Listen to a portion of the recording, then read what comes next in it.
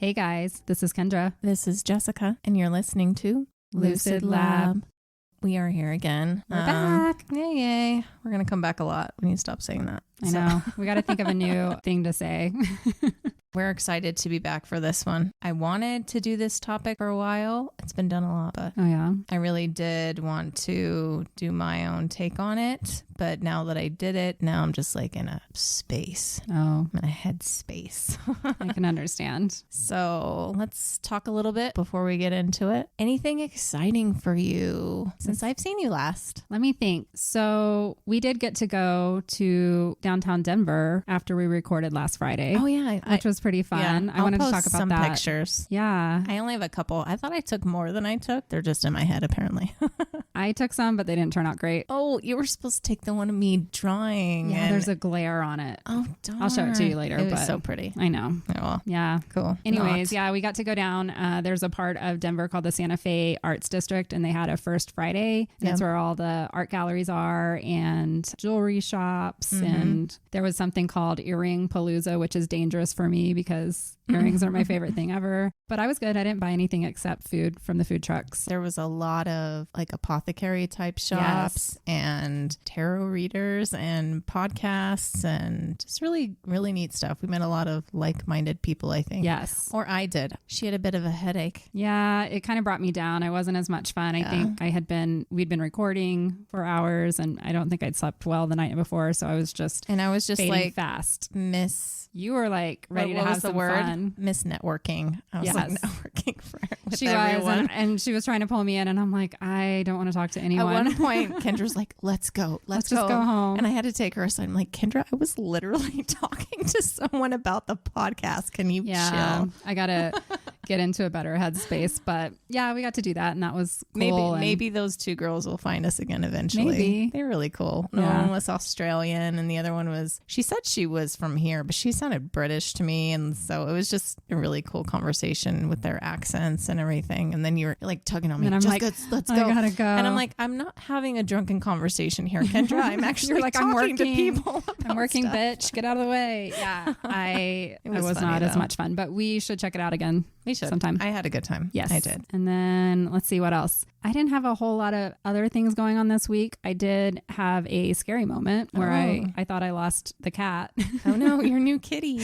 My new kitty went Toffee. missing. Yeah, Toffee. She went missing in the house for like 30 minutes. And I guess anyone with a cat, I've never really had a cat before, probably is used to this, but the whole day. She just disappeared Sometimes. and I didn't know where she was. And I was like, if I lose this cat, like my kid will never forgive me. No. I could hear her making noises, but I had no clue where she was. So she's usually down in the basement. I looked in all her little hidey spots, but she found a new hiding spot. And that was like kind of tucked up underneath my bed. Oh, but like they like tucked, beds. Yeah. They like beds. So I had looked everywhere for like 30 minutes. I'm like, she'll come out eventually when she's hungry. And then I finally was like, maybe she's under my bed. I'd already looked 2 or 3 times, but she had like tucked herself up in there and I just saw her little eyes glaring at me. I don't allow any space for that. So I have it to the floor. I don't have any space under my bed because they will go under there and they will stay under there. And I think my mom's cat does this. He does that whole like backwards climb. I think that's what she was doing Under the thing. And he's just destroyed everything under her hopefully she's not doing that. So I was late coming here to record today because that's where my cat is again. And I could not get her out. So she's just staying. As long as she doesn't pee, I'll be okay. Unfortunately, you're not going to know what she does down there until you actually go down there yourself or move it around. Might have to do some deep cleaning earlier than you wanted to with your massive bed.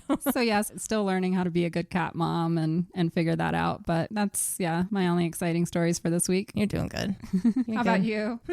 Well, I was driving a lot yesterday and to me it was just a weird day. It was an off day for me. A good off day. Like I was in a good like mental, I felt the energy. Yeah. It was good. I loved outside, but it was a weird day because we had a really warm day here. And it was like, what? It was like almost 80. It was 80 something, which did not work well with what I was looking at in the sky. It did not match up. It was extremely warm but the entire sky was covered in storm-like clouds that never produced storm-like weather. Okay. And so I was just staring at the clouds while I was driving like the entire time. I was like, that's a weird cloud, and that's a weird cloud, and that's a weird cloud. And I don't know if I made this obvious in any of the other episodes, but I am obsessed with clouds. I'm super obsessed with them. And you've taken like pictures of clouds. I take a lot of pictures of clouds. And so the clouds were sticking out to me yesterday. And then when I pick up my daughter, we're driving back home, and out of nowhere are these, I should say one, is this object. In the sky? In the clouds? Sky. Okay. But low, like it's really low. Mm-hmm. And it's coming like directly at us. We're driving north, it's coming south. And I was like, what is that? What is that? My daughter catches on and she's like, what is that? Because both of us recognize that's not something we've ever seen before. Right. And right before our eyes, one became two. What? Like one object kind of split or? Split and became two. And then within another couple seconds, it became three. And we're just sitting here watching this come at us slowly. It was going slow, and it was not going in a straight line. It was kind of just, it's not Did even. It have lights? It wasn't even like zigzagging. It had no lights. There wasn't really much to it, but there wasn't anything uniform about it. Mm-hmm. You know, your brain automatically goes, oh, those are jets or. Right. But it was just acting very odd to me. Mm-hmm. And it was low, and it just was not moving like I know. Like a plane. Aircrafts to move right. of any kind. And then we're at a complete stop. I open up my window because I'm going to take a picture. There's no noise coming from it whatsoever. Okay. And there's 3 of them. And I have pictures. So I'll have to show you. I want to see these pictures. But they're not great. But unless it's like a perfect picture, you're going to either get, oh, no, those are jets, or, oh, no, birds. You made that up, or it's, you know. Right. It's That's some what kind everyone. Of creation that you did. Well, think about like when you take a picture, you try to take a picture of the moon or a planet that's like beautiful. It looks like just a dot like when you take it. So it makes sense when you try to take something up in the sky. But even the pictures that I do have, they're not uniform. If they're the exact same aircraft, they should look the same. Mm-hmm. The 3 of them in a line, and they're not. And so me and my daughter were just like, what did we just look at? I think those were aliens. I think they were aliens. Because that was the first real experience I've had where I'm looking at something and I'm like, that goes against everything that I've witnessed and seen. And then I took her on a walk. It was like just before the sun was about to go down. But it got dark while we were at the park, so I'm taking her back, and we're walking, and all of a sudden there's this noise, and I literally grab my daughter's entire body, and I stop her in mid-place because the noise scared the shit out of us, both of us. And it wasn't any noise that I've heard. It wasn't a dog. It wasn't a person. It wasn't a machine. It wasn't anything I've heard, and it was, I don't even know if I can recreate it, but it was like this. And it radiated in the air, and I couldn't tell where it was coming from. And it wasn't like massively loud, but it lasted maybe like 10 seconds, but it was enough to stop us in our tracks because it's not a normal noise that you fucking hear. And we didn't hear it again. And it actually scared my daughter. Usually she doesn't even want me to hold her hand anymore. She's like getting brave, to that age. Big girl now. Yeah. I'm like, you're hurting my feelings. And she's like, I don't want to. It's sweaty. She comes up with all these excuses now. But she wouldn't let me go until we got home. And it was just a weird day. Something was tracking you. I mean, I feel special, but don't be so vague about it. Like, come closer. That's how I feel. I can't wait until we get to do an episode around UFOs and abductions. I actually have one planned in the next couple. Good. We do need to do more. Yeah. You know, once you get into this researching bit, though, that's what makes things hard, is to get the information that you want for certain topics. Yeah. And because of my background, you know, I went to school for anthropology. I'm all about, I gotta fact check this shit, and I gotta get what I need. And some of it's hard, you know. And let me tell you, like in every single research that I've done so far, there has been something that I've had to fact check, like the one I'm doing for next week. Yeah. They even had victims' names wrong. Yeah. Like there's you a would lot be of stuff surprised. You'd find wrong. It's crazy. I've noticed that sometimes it takes me looking at like 10 different sources just to verify, because there's one or two that says something different. And I'm like, I can't say that 1 or 2, you know, are the ones that are wrong or that are right. It is very interesting. I think, you know, know, when I was doing most of my research back in school, it was before the internet was really prolific, and I don't even think we were allowed to use the internet for research. So yeah, it was like cheating, and now it's like that's the only way. Libraries what? Right. So yeah, this is my first experience, I think, doing like deep research type projects using just the internet. I like it. I was the type of college student where I had fun while I did stuff. I used to play pool. Right. Pretty hardcore. But I was in leagues and I just played pool a lot. And so I would have like this paper due and I didn't really care. Like I am, how do I say this? Procrastinator? No. My brain just works a little bit differently. And so I will research a lot, but I feel like I don't need as much as other people do. A lot of people write used a story. To write a story. I don't think it works the same way anymore. But I used to have an almost photographic type of memory. Yeah. So once I learned something, I would leave and I would go play pool. And while I was playing pool and getting drunk at the same time, I would write my paper. In your head? No, I like literally had sheets of paper like on the bar table. So you would like go over and I would just scribble some kind of note that I had in my head, and then I'd get home, type it up real quick. I'd turn it in the next day, and I've never gotten anything less than 100%. I think we're similar in that way because I never spent as much time researching either. And even on these episodes, sometimes I feel like I end up cramming it. I am the procrastinator. I'm doing it like the last second. Like I'll read all the books and everything like that, but to actually sit down and put it on paper, I think it takes me a couple of days. Like I like to think about how I want to put it down. Exactly. And then I just type it all out in like one big setting in like an hour. I think you can't just go and start typing because you never know the information that is like important to say. Right. You kind of have to make that decision along your researching journey. Like, oh, this great. It's good to know this, but it doesn't really hold a place in this story. Sometimes you add those pieces just to fluff it up a little bit, give a little bit more character. We're still learning this. This is fun. Yeah, we are. It's interesting that we're talking about this right now because all of these things kind of play into the topic I'm going to be discussing. Oh, really? They do. I hit a lot of snags along the way with this one just because it's just different. I think I don't know. I just came up against a lot of blocks and how to put this together. So I know a lot of people have covered this. Like, honestly, it is everywhere. Really? I have not listened to one. But what I found really quickly is that it is a lot of regurgitated information because the whole world, I don't know, found like 20, 30 facts about this place and just ran with it and just said it repeating over and over again. And it's not like I'm not going to do the same here because I only have so much information. Right. But I'm trying to do it a little differently. I really wanted to cover this place. So I hope you enjoy it, but it's a sensitive topic. I'm going to be talking about a lot of sensitive things. Researching this topic, to be honest, it turned into more than I expected it to. So right off the bat, this is a warning. Use your discretion whether or not you decide to stay and listen. If you do not want to listen to this episode, we completely understand. We will be discussing suicide, but I think it's very important to discuss. Yes. It's close to me. It's close to a lot of people, family and friends. And I think it's close to a lot of people. And the problem is that we don't talk about it enough.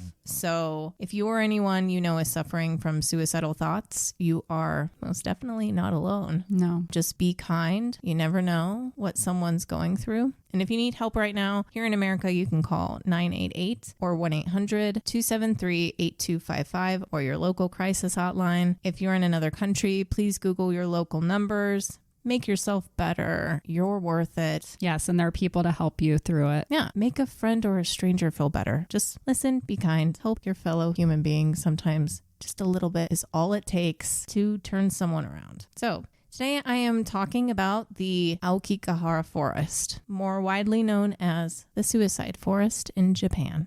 The Aokigahara Forest is located on the northwestern slope and base of Mount Fuji on the island of Honshu in Japan, which is about 60 miles or 100 kilometers west of Tokyo.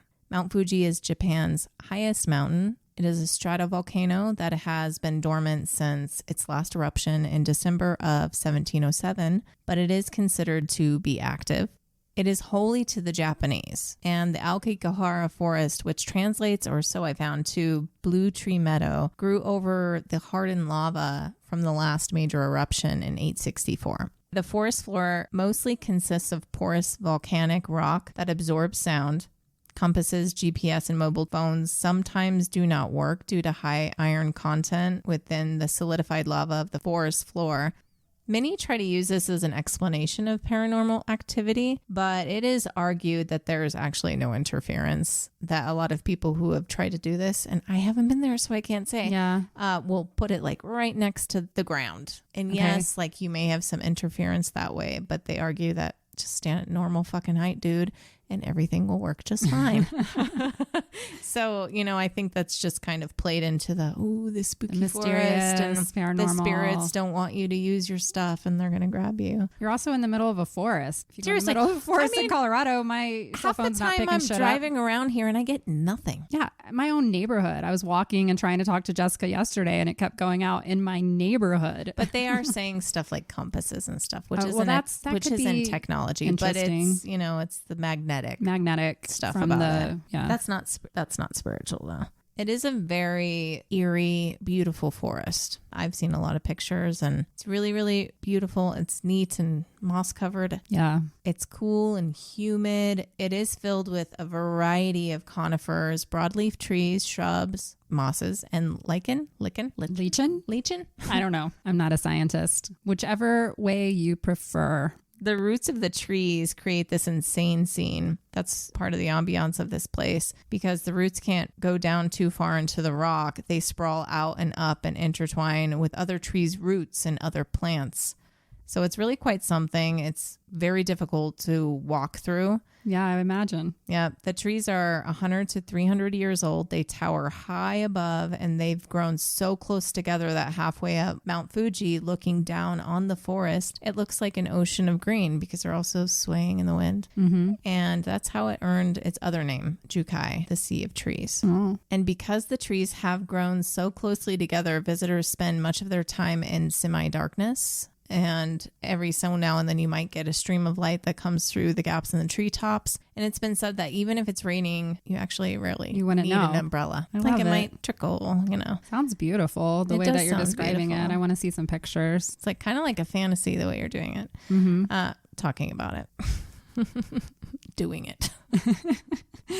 The forest is also home to a diverse range of other flora and fauna, including deer, mink, bats, squirrels, foxes, rabbits, wild boars, birds, and the Asian black bear. The forest is said to be nearly silent. It's often described incorrectly as having no animals because of the silence, but the silence is actually because of the bedrock floor. So just because you're not, it does. It absorbs the noise. And just because you don't see any animals. In fact, I've watched many videos, and because the video is right with that person who's videotaping, you hear the birds tweeting away. But the point is like in not too far of a distance, you may not hear whatever is happening in that area. And they say if you yell, like someone might not hear you, which is part of the scary part of getting lost there. Yeah, nobody would ever find you. Visitors are strongly encouraged to stay on the trails. There are some 200 caves in the forest alone. Ooh. There are hiking trails that connect to 3 major lava caves: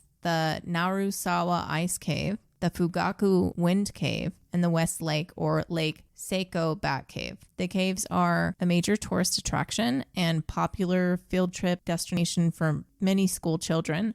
All throughout the Aokigahara Forest are underground caves, mostly lava tube caves. As lava cools from the outside in, the outer layers of the lava harden and form a roof and tunnel for the remaining lava to flow through, and the resulting cavern is long like a tube or a snake. Mm-hmm. The Narusawa Ice Cave is located east of the Aokigahara Forest. It was formed around 1,150 years ago and was designated as a national monument in 1929 by the Ministry of Education. The surrounding forest was a giant lake prior to Mount Fuji's eruption. A dragon god was said to reside in the lake. This deity was worshipped in the area and still is, but very, very long. It forms a loop. Some of the sections have ceilings that are only 3 feet high, which requires you to crawl or crouch down to get through an area.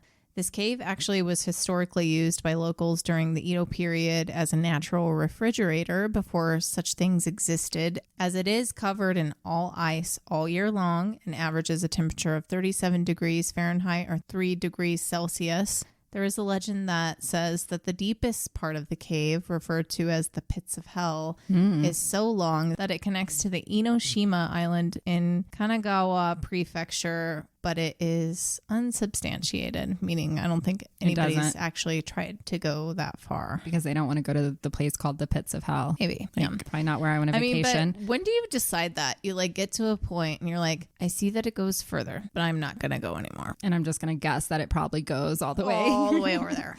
And I'm not going to try and say any of these Japanese names. I think you're doing a good job. I tried to look them all up, but coming and sitting down and like talking about them now, you forget how hard they can be to pronounce, to say. And I'm trying. I'm also not trying to say it exactly the way that it's being said, because that's not my language. And and I'm not gonna pretend to like up. So I'm trying.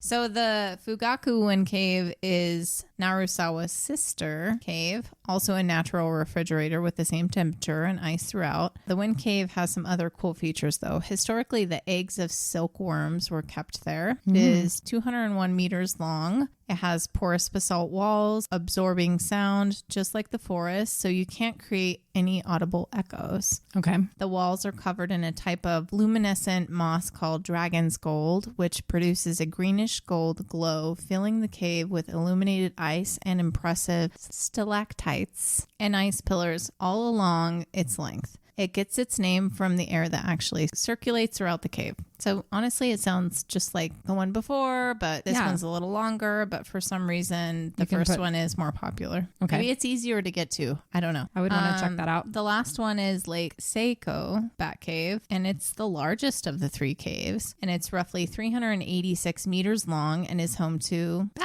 bats. It is different from the other two caves because it's not very cool in the summer and it is warm in the winter. Okay. But that's what bats like. Mm-hmm. They are endangered, but they are trying to help the population grow in that bat cave. All I know is I want to go to the caves. I've seen some pictures. It's pretty cool. Sounds cool, just the way you're describing it. Overall, the forest, I think, is really beautiful. And when we were talking in our last episode of loving trees and plants and animals, and yes, I think this forest needs some love. Does it? Yeah. But it also deserves some reverence, because the way that it's talked about worldwide is just as suicide forest. And people just think of it as this, scary haunted place forest that makes people, But really, the entire area is quite holy. Mm-hmm. And I think that people need to go into it thinking positive thoughts and thankful for the trees. And it sounds like a very unique type of forest. It's very unique. The roots are growing on top of the rock, and intertwined. It's a massive, massive forest. Mm-hmm. But, as everybody knows, this forest does have a darker side to it, and what the world knows. And in being suicide forest, it is the second most popular destination in the world for suicide. Okay. The number one is Golden Gate Bridge in San Francisco. So I guess we'll talk about that for a moment. So the Golden Gate Bridge was opened May 27th, 1937. The importance of a safety net was realized right away, and it was installed to protect the men working on the bridge. Okay. 19 lives were saved because of that net, but sadly 11 still died, 10 of whom died when a section of the scaffolding fell through the safety net, which, I think we're going to connect back to your NDEs. Because people falling. Yeah. The net was meant for workers back then. I assume it was taken down. Yeah. We're going to get to what's happening to it now. Yeah. I went there probably about 6 years ago. Okay. So 10 weeks after it opened was when the first suicide happened. 10 weeks? Yeah. Wow. But not long. As of a decade ago, roughly, approximately 1,400 to 1,600 people have committed suicide by jumping off of the bridge. 1,400 bodies were recovered. Sadly, that doesn't include what hasn't been found, so that you can only guesstimate. At the time, the number was thought to exceed 1,600, including the jumps that were witnessed. However, their bodies were never recovered, which doesn't include those in which no one actually saw them. Jump. They were there late at night. Yes. Yeah. So we can only speculate. Survivors are rare, but some have survived, and several I've found said that they immediately regretted their decision midair, like the moment their hands released from the bars. I do remember when I visited the Golden Gate Bridge, there were signs everywhere that said, you know, if you're looking for help, and they had the numbers for the suicide hotlines. And I do believe they had some kind of safety netting up, or like maybe in certain areas. Yeah, the areas where most people would go. As with most people, if it's in their way, they'll find a way to figure it out. Yeah. Mm-hmm. So as of 2013, 35 people have survived the jump since construction. It takes 4 seconds to fall and you hit the water going 75 miles per hour. Oh, some do die instantly, but others survive with internal injuries and then sadly die from either hypothermia or they drown. Mm-hmm. Numbers are not released as they were before, so I'm not sure of the current count, but in 2013 alone, 118 people were talked down off the bridge from jumping. I wonder if they have counselors that just stay in the area. I don't know about that, but I'm sure it's just like if anybody sees somebody, then they're either standing there and they're trying to go themselves, and then someone calls somebody. And but 118 people, I mean, that's a third of the year. Yeah. Right. Sad. Like you said, there are special telephones on the bridge that will link someone directly with a crisis suicide hotline. But the biggest issue since it opened was the lack of a big net that would prevent the continuations of the suicides from the bridge. The biggest argument, other than cost, has been that it would take away from the look of the bridge. So the aesthetics. Yeah. Being that the bridge is a massive tourist destination, the most visited structure in California, and one of the most photographed destinations worldwide, they didn't want to change the look. And after years and years of pressure, support for a net was finally approved in 2014 and was estimated to cost $46 million. Wow. More than it originally cost to build the bridge itself. Construction began in 2018 and is expected to be completed this year. So far, it has actually risen to $400 million. The steel web is still being installed underneath the bridge. So maybe what you saw was like a net for the workers. I think what I saw when I think about it is something that would prevent you from being able to climb up. Oh, kind like of. I gotcha. Like what they put on, if you've been to the Empire State Building or you go into any high towers, they put it's like a metal None of them, honey. mesh. I've never been anywhere. It's like a mesh, I guess. Kind of like if you're jumping in trampoline. Yes. Okay. Something like that. So, but I mean, nothing is fail proof. You can go around to the edge of the bridge. Exactly. They're just going to find another way. The truth of the matter is you can jump off anywhere into the bay in San Francisco and you're probably going to die because the bay is just so the waves are so, I can't think of the word, violent, I guess. Like people who tried to escape Alcatraz died because of that too. So, and the water's cold. I mean, the thing is with this, they can't say that it's not going to be as many because only really determined people are going to jump off the bridge to land on that steel net, which is still gonna fucking still hurt. Gonna maybe break because something. I think it's like 25 feet down, and then they'd have to then do it again. So I think the net is more of like here's your halfway moment, make a decision. But sometimes that's all that's needed. Right. Is that moment. Well, and I've read the statistics too about suicide and how what's so sad is that those who try to commit suicide with something that's slower, such as, pills or something like that you can recover from, they always regret it and want to be helped. But the sad part is a lot of people will use a gun. Yeah. And you can't make a change of mind or jumping off of a bridge. It's too late. If you change your mind, there's no going back. So maybe this will give them the wake up call that, deterrent. No, you know what? My thought I wanted is not what I want anymore. I want to be alive. So, and unfortunately, the bridge is a place where they can go do that. Sure, they can do it in other places, but the point is that the bridge has become a hot spot for it and they need to do something about it. Yeah.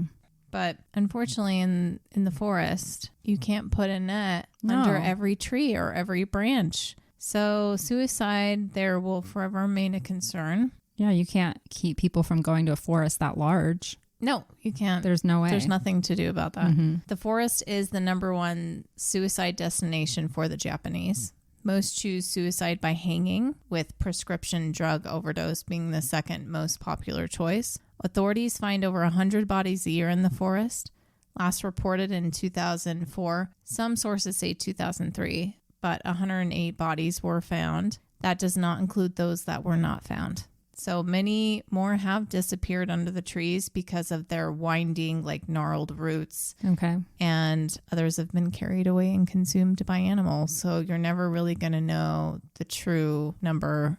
they are no longer releasing body count information in hopes to stop the encouragement of people going there. But in 2010, police reported that 247 people were known to have attempted suicide within the forest, and 54 of those were known to have actually completed with that original goal. Okay. The most popular month for suicide is March, which coincides with the end of Japan's fiscal year. Most suicides are men, 20 to 50 years old. The range is really kind of spread out everywhere that I've seen, but to me that was the largest range. So those of responsible age, to work. They feel a lot of pressure. Yeah. Locals say they can easily spot 3 types of visitors to the forest: trekkers interested in scenic vistas of Mount Fuji in the forest, the curious hoping for a glimpse of the macabre because they've heard the stories, and then those who don't plan on leaving or they've gone in there to contemplate it. So I was watching this documentary with Azusa Hayano. Okay, I know him. Azusa Hayano. I'm just going to call him Azusa. Azusa. A geologist who had lived in the area for over 30 years. And at the time, I think that was like a decade ago. So this documentary, I think a lot of people pull from this. Okay. Because he's a good guy and it's not some like Western person coming in and trying to videotape things. So he said that the locals do not commit suicide there. I mean, I don't know if he can count on everybody, but he said they're told from an early age that it's a scary forest, so they actually for the most part do not go to the Aokigahara Forest because the locals. Okay, so I'm assuming the people who live literally right around there, not the people who live in the metropolitan areas like Tokyo and stuff like that. So I did find conflicting information on whether or not you're allowed to camp there. Maybe it depends on the season or not. Gotta have a permit. Some of them said no. Some of them said it's like strictly forbidden. And others said, well, you can, but they're going to question you and they may come and talk to you on if you're maybe going to commit suicide. Right. Because it's thought that if you are bringing a tent that you're there to contemplate it.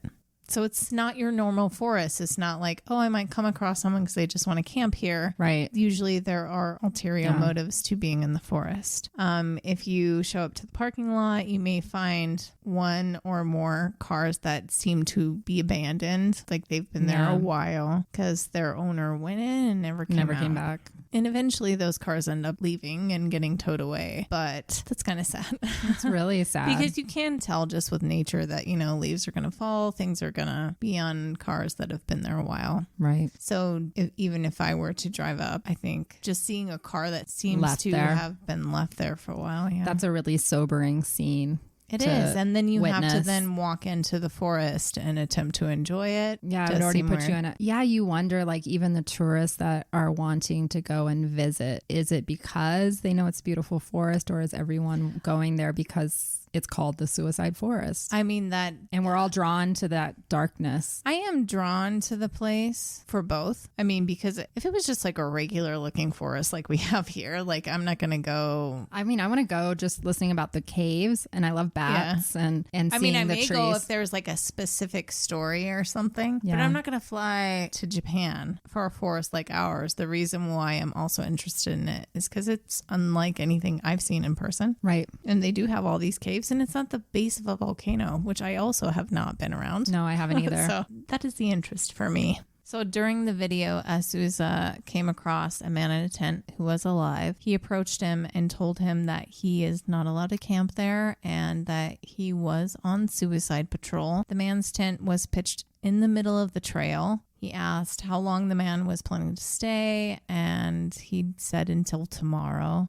The man was scared at first, but the more that they talked, he gained back some spirit, which he said is often the case if he comes across someone who seems to be suicidal in the forest. Yeah. They just need someone to recognize them. They need someone to talk to. Yeah. And he was kind. He tried to help, but he didn't seem like someone who was there to hike. He was not dressed for that. And so he did leave worried. He didn't want to push too much, but he left worried. Throughout the forest, you'll find plastic tape or rope tied to trees. Volunteers do sometimes use this method to look for bodies so that they are not getting lost themselves, but most are attributed to the individuals who go into the forest contemplating suicide, so they're not sure. The tape or rope marks the path that they've taken and is thought to be from the people who are going there to commit suicide but aren't 100% sure, just in case they change their mind. Azusa said, typically you just need to follow the tape, and at the end of it, you'll either find a body or evidence that someone was there. And left. Lots of personal remains are strewn about the forest: tents, shoes, phones, other belongings. Along his walk, he did find an abandoned campsite that led him further to finding a very strange, and this is on video, so this is a Vice video. You can go find it on YouTube, but he found a very elongated stuffed character. To me, it was kind of clown-like. It had a pinstripe suit. It's nailed upside down to a tree, in its palms and its feet, and its face was gouged out. Ooh. And he took that to represent that this person had a contempt for society and that it was leaving a sort of curse. Ooh. And he did find a suicide note close by. It was a wood placard that was also nailed to a tree. It says, "I came here because nothing good has ever happened in my life. Aww. Don't look for me." My heart aches for people who feel that. His interpretation was, this might be a good sign because most people don't do all this type of stuff. So typically if someone's intent on dying, they'll get on with it and they won't leave so much behind. So either they're still there or they may have left or they did, and it was just took them a while to I wonder if there's people go through some emotions. Right. And he was dealing mad with it. And you never know. I wonder if some people go into the forest thinking that they're going to commit suicide. They don't leave tape or whatever, and then they end up changing their mind, but they can't get out of the forest. That is a big one. Yeah. Further in his walk, he also found rope hanging from a branch. It was cut and the noose was on the ground. He assumes that this person was found and then removed from the forest. In another spot, he found a woman's compact, like a mirror thing. And he found a book, and that book I will get into a little bit because it's important, but I'm not going to do that right now.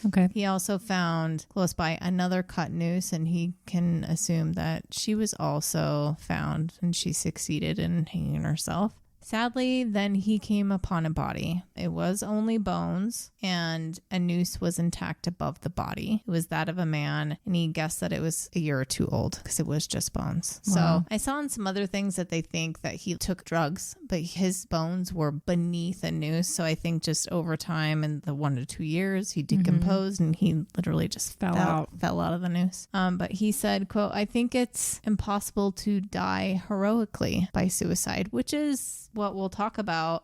Is almost an opposite thing of what traditional Japanese thought has been regarding suicide. When talking about how humans decompose, how the body rots and starts to stink, flesh disintegrates, how parasites and bugs take over before there is nothing left. I think the way we live in society these days has become more complicated. Face-to-face communication used to be vital, but now we can live our lives being online all day. Yeah, and completely isolated. The truth of the matter is we still need to see each other's faces, read their expressions, hear their voices so we can fully understand their emotions, to coexist. You think you die alone, but that is not true. Nobody is alone in this world. We have to coexist and we have to take care of each other. Amen. Yeah. Around the forest, there are signs posted in areas at the beginning and in areas where some may choose to veer off the path, saying, "Your life is a precious gift from your parents. Please think about your parents, siblings, and children. Don't keep it to yourself. Talk about your troubles. Contact Suicide Prevention Association."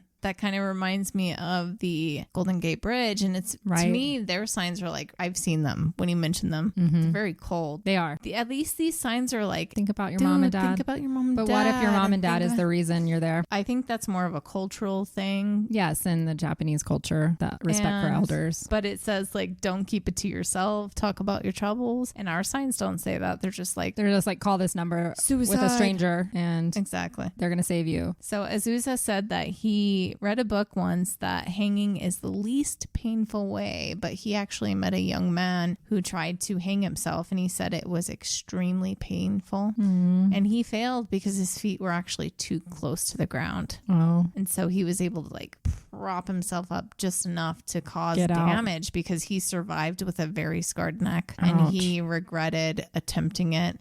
Otherwise, sadly, hanging is very fatal. Most do succeed with those taking sleeping pills and other drugs as the, next step. But with those ones, sometimes you don't get it right and they'll actually still be like very disoriented and maybe they're changing their minds and they're getting lost in the forest. They don't know where to go or they die from weakness. And so it's a very like elongated death. Yeah, so, it doesn't happen right away. Yeah. He said before people weren't killing themselves because they couldn't adapt to society. That didn't happen like it does now. Yeah. It is a modern phenomenon. Overall, he has personally found over 100 corpses in 20 years. And this documentary was from, like I said, like a decade, 10 years ago. Okay. Since the early 1970s, a small army of police and volunteers and journalists has annually scoured the area in search of bodies.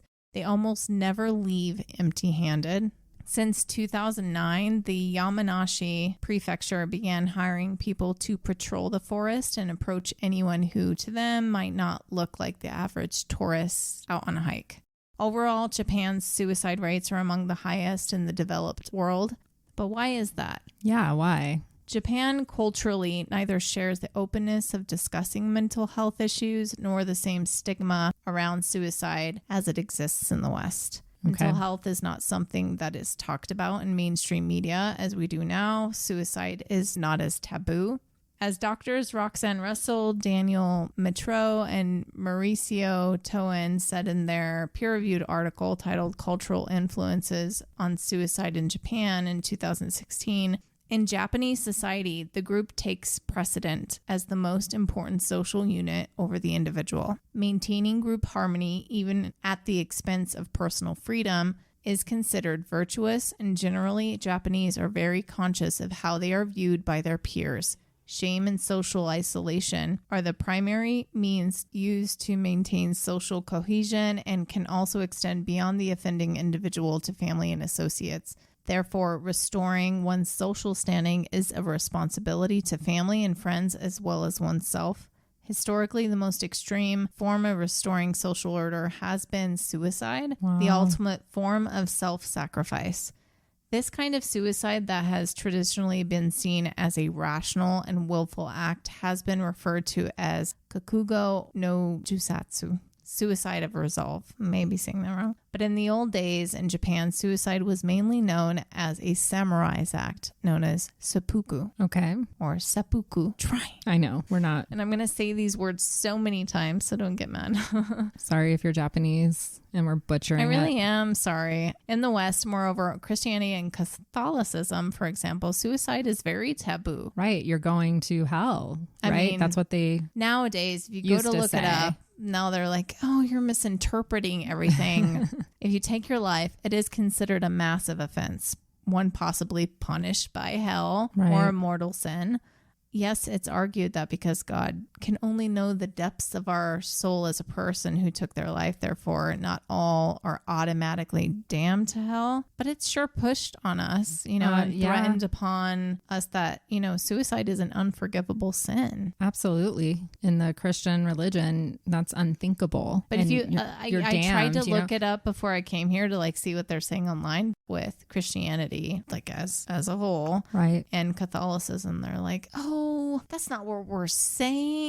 But not then anymore. if you go through it though, and you were to highlight specific lines in a few paragraphs, I'm like, that's what you're saying. That is what you're saying. You just don't want to sound as harsh as you actually are. But now you're in modern times and you're not going to tell us that. Right. Because before you're saying, well, yeah, you're going to hell. Well, they don't want to lose followers because they're already losing so many followers in the younger generations. We're all turning away from religion. So now they're like, no, it's cool. It's fine. They're like, well, God will ultimately decide. But then what they tell you is like, well, yeah, God loves you. But you know what? You fucked up. Yeah. And you're going to have to pay for that. And you should be ashamed if you are a family member even. I think there's so much stigma around suicide. Like the family can save that person and they didn't do enough. And people are left feeling ashamed or guilty that they didn't help. Yeah. But sometimes you don't even know. Right.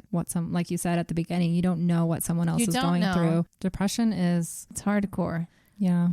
But let's look at Japanese seppuku for a moment and paint the scene as to why suicide has such a deep-rooted history in Japan. Samurai were a class of highly skilled warriors that arose in Japan after the Takai reforms in 646 AD, which included land redistribution and heavy new taxes meant to support an elaborate Chinese-style empire. The reforms forced many small farmers to sell their land and work as tenant farmers. Over time, a few large landholders amassed power and wealth, creating a feudal system similar to that of medieval Europe. To defend their riches, Japanese feudal lords hired the first samurai warriors, or bushi. Some were also relatives of the landowners they protected. The samurai code emphasized loyalty to one's master, even over family loyalty. History shows that the most loyal samurai were usually family members or financial dependents of their lords. To defend weak emperors of the Heian era, samurai moved in closer to the capital and after years of fighting established a military government known as the shogunate. They had both military and political power over much of Japan by the early 1100s. Now, there is a lot of history to go through from the 1100s to 1877 when the era of samurai came to an end. And I'm not going to go through all of that because then I should just do an episode on samurais. I don't think I realized that. I don't know what I thought of samurai. Time. I was thinking like more military type, but that's interesting that they were basically just private soldiers. They are, but they became the military. Okay. Yeah. So the culture of the samurai was grounded in the concept of bushido, or the way of the warrior. The central tenets being honor and freedom from fear of death. A samurai was legally entitled to cut down any commoner who failed to honor him or her properly. There were girl samurais. The warrior was believed to be imbued with the bushido spirit. He or she was expected to fight fearlessly and die honorably rather than surrender in defeat. Out of the disregard for death came the Japanese tradition of seppuku, in which defeated warriors and disgraced government officials would commit suicide in honor by disemboweling themselves. Ouch. Seppuku translates to self-disembowelment. Why did they choose that? Another word for this, mainly used by foreigners, is harakiri, which means belly cutting. So I think it is because the spirit, like our soul, is believed to be in our bellies. Okay. So that's the way to get your soul out. It's not a quick death. It's not. It's like if you get shot in the stomach, you bleed out, but it takes a long time. I didn't go into I did in my research anyway, but I did hear about it. I didn't write it here. It's not a quick death. But in kindness, you usually do have another samurai brother or soldier or some. Yes, exactly. Okay. So you do the ritual and then they're there to quickly end it for you. Good. Yes. So quoting Britannica, the proper method for committing the act developed over several centuries was to plunge the short sword into the left side of your abdomen, draw the blade laterally across the right, and then turn it upward. It was considered an exemplary form to stab again below the sternum and then press downward across the first cut and then to pierce one's throat. Being an extremely painful and slow means of suicide, like you said, it was favored under Bushido as an effective way to demonstrate courage and self-control and a strong resolve of the samurai and to prove serenity and sincerity of purpose. Women of the samurai class also committed ritual suicide, but instead of slicing the abdomen, they slashed their throats with a short dagger. Ugh. So I wonder why that was only women. Well, I wonder why that was only for men to like do the whole. So they didn't want women to let their souls out, or I really don't know because that's. They don't think women can handle, I mean. So one thing I didn't write down either, but in my research, women are, just as anywhere else. Second class. We're a confusing species. Here, it took a long time. Yeah. But I think it was until, 1948. Dang it, I didn't write this down. It was a modern time. The women were not allowed on Mount Fuji at all because we bleed and we have children. So. Which makes us amazing. We're unsanitary. Ugh. And not worthy. Yeah. So, but yes, they're just like even in else. Suicide, women have to be we can't go out as brave as the men. We have to. You know what? I feel like there's a Joan of Arc in here somewhere, and she didn't anyway, and we just don't know her story. I'm gonna slice my stomach. She's gonna do it the way that samurai do. This is bullshit. I'm sure it's there. Here's the problem between countries, though. language. Yeah. And we are still like, internet didn't start that long ago, actually, if you think about it. So we're still without all of the information that brings us together. And now, in a way, it's being censored in what we can see and what we can research. So let's fly to Japan. Well, it's already planned. I want to go there so bad. I do too. So seppuku was either voluntary or obligatory, though. It didn't necessarily mean that someone actually wanted to do it. They just had to. Sometimes they were ordered to. Voluntary seppuku came about to avoid the dishonor of failing or falling into the hands of an enemy during battle. Okay. Obligatory seppuku was used either to atone for one's own failures or to follow his lord in death. So they had to kill themselves because their lord died? Yes. For instance, have you heard of 47 Ronin? No. Okay. Well, Ronin means a masterless samurai. There's a movie about this. Okay, that kind of rings a bell. With Keanu Reeves. Mm-hmm. Do you remember that? I remember anything with Keanu Reeves. It's kind of more fantasy. There's like actual monsters in that one and stuff. But so for the 47 Ronin, their Lord Asano Naganori, died. He was ordered to commit seppuku after he attempted to kill a shogunate official, who I can't claim deserved it. But this official, Kira, made his life a living hell for not having the proper court etiquette. So it was just all around frustration is kind of what it seemed like. Yeah. That's the story that I'm getting from what I've read. But I'm also reading all these English translations of this story that has a massive impact. So I don't know. Although Kira was assigned to the task to help him and another lord gain their proper etiquette, Asano did not bribe his way into Kira's good graces as the other one did, and Kira treated him very poorly and disrespected him often in front of a lot of people. Asano reached a point where he decided that he needed to kill Kira. We can't say how dramatic those moments of disrespect were because this was also a lord who apparently had 47 samurais behind him as well. So he was an important person, but he was more backcountry than they wanted in the capital or where this was. He tried to kill him, but he failed. He injured him slightly, but violence is actually forbidden, especially against a shogunate official. And he was ordered to commit seppuku the same day, and he did. His loyal samurai, upon hearing of his death, went against the code of the samurai. Ronin are supposed to immediately commit ritual suicide upon the death of their master, and they did not. Instead, they stewed for about a year and decided to avenge their fallen lord. It's quite the story, actually. Yeah, I want to watch this now. And that's why I'm sure it was turned into a movie. I don't know if 47 Ronin with Keanu Reeves matches this. I'm sure it's, Hollywoodized. Exactly. They all took different jobs throughout cities and became different tradesmen and merchants and monks, and they infiltrated Kira's life. And at first, Kira was very aware, like, oh, they might have revenge because they're supposed to commit suicide, and they did not, and they left, and they went about their lives. But they did. They infiltrated his life, even working in his own home. And so he eventually let down his guard. And then one night, all 47 hidden samurais attacked him. They told him that they came for revenge, and they offered to let him die an honorable seppuku by his own doing. But he did not. He offered no response. And so they killed him. They cut off his head, and then they took his head to Lord Asano's tomb in his honor. But the Ronin did turn themselves in because that was what their life's purpose was, objective was. And the shogun ordered them to all commit seppuku. And they did. Except one. One was pardoned, and I do not know why. If it is an honorable thing to do, why one be pardoned? It's one of those things I didn't quite understand in history. But this story became a legend in Japanese culture, and it symbolizes loyalty, sacrifice, persistence, and honor. It is believed that the way of the samurai and honorable seppuku has influenced suicide as an acceptable way for others to gracefully bow out.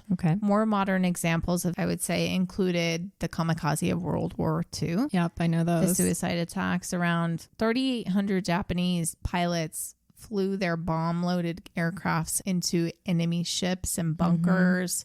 Famously is the attack of Pearl Harbor. Right. And that was in the 1940s. So that wasn't too long ago, but oh my gosh, we're almost there. It's almost been 100 years. Think about it. We're into the 1940s now? We're not into the 1940s. Oh, you're saying we're almost rounding up. Yeah, we're almost 100. Right. Yeah. I'm not being that one girl who I saw on TikTok and she's like, if your child is born in 2023, that means they might live till the 3000s. Oh, wow. That's crazy.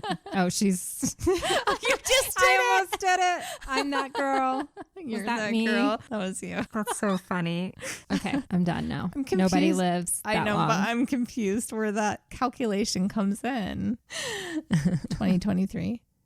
So many of the men who commit suicide in the forest are actually failed businessmen. Oh. They believe that they have failed. Many Japanese men feel disrespected when they're laid off. Oh. Many of them held high roles, including CEO. Yeah. Being unable to face family and loved ones, they may have felt as if the samurais did. They felt that suicide was the route to atone for their failings and why suicide may be so prevalent for the Japanese. But why Aokigahara? Well, Mount Fuji is considered to be holy, like I said, and the forest is quiet and beautiful. It may have started out as being just an ideal location simply for that, but the reasons for this and its increased popularity is rooted in folklore and literary pop culture. Local legend has it that Aokigahara was a place where people once practiced taking an elderly or sick relative to a remote area and leaving them to die, which is sinicide. This is unconfirmed, as sinicide was never common in Japanese culture. That doesn't seem very honorable. But it's said in feudal times when food was scarce. You read it like scarf. Scarface. You're like, I know how to talk. I am educated. I was just talking to my sister about this before we came in here. I'm like, I have to talk. And I'm talking about culture and suicide, and it's scary. And you're saying lots of Japanese words. And I'm like, I am educated. And I just can't and say we sound like idiots right. sometimes. We're just like, yeah. And it happens every episode, both of us.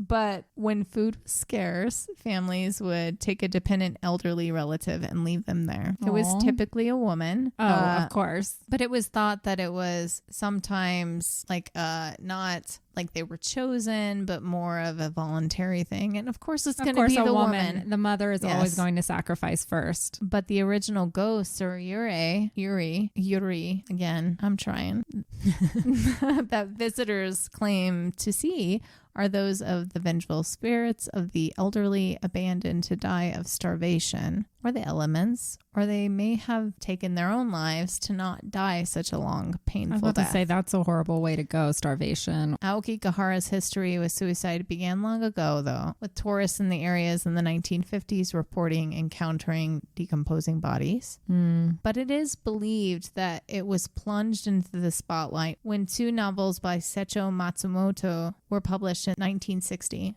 One was called Koroi Jukai, translated as Black Sea of Trees, and another Nami no To, which translates to the Tower of Waves. One is kind of like a Romeo and Juliet situation in which the story's lovers commit suicide in the Aokigahara Forest, while the other one is about a young woman who is stuck in a scandalous love affair and decides to venture into the forest and take her own life.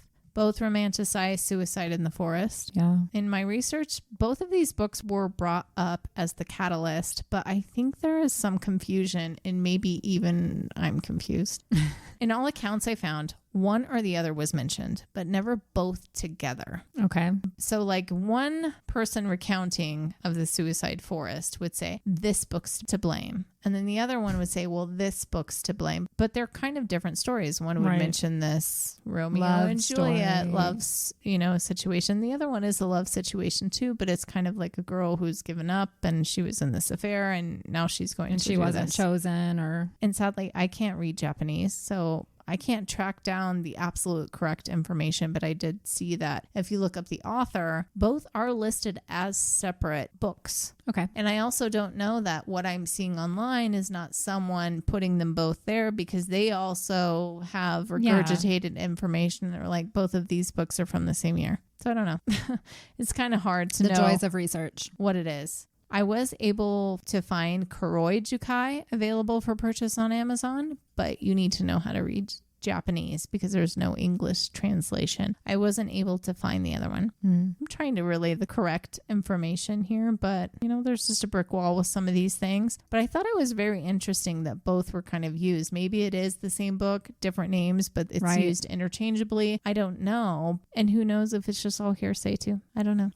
There's always that chance in any story, paranormal wise. But there is another book that I would argue has done a lot more. Okay. And not just in the forest, but for the Japanese regardless of location. It's called The Complete Manual of Suicide. When was that written? It was written by Wataru Tsurumi and it was published in 1993. So what? Yeah. It's believed that this book added fuel to the fire and enhanced suicide rates.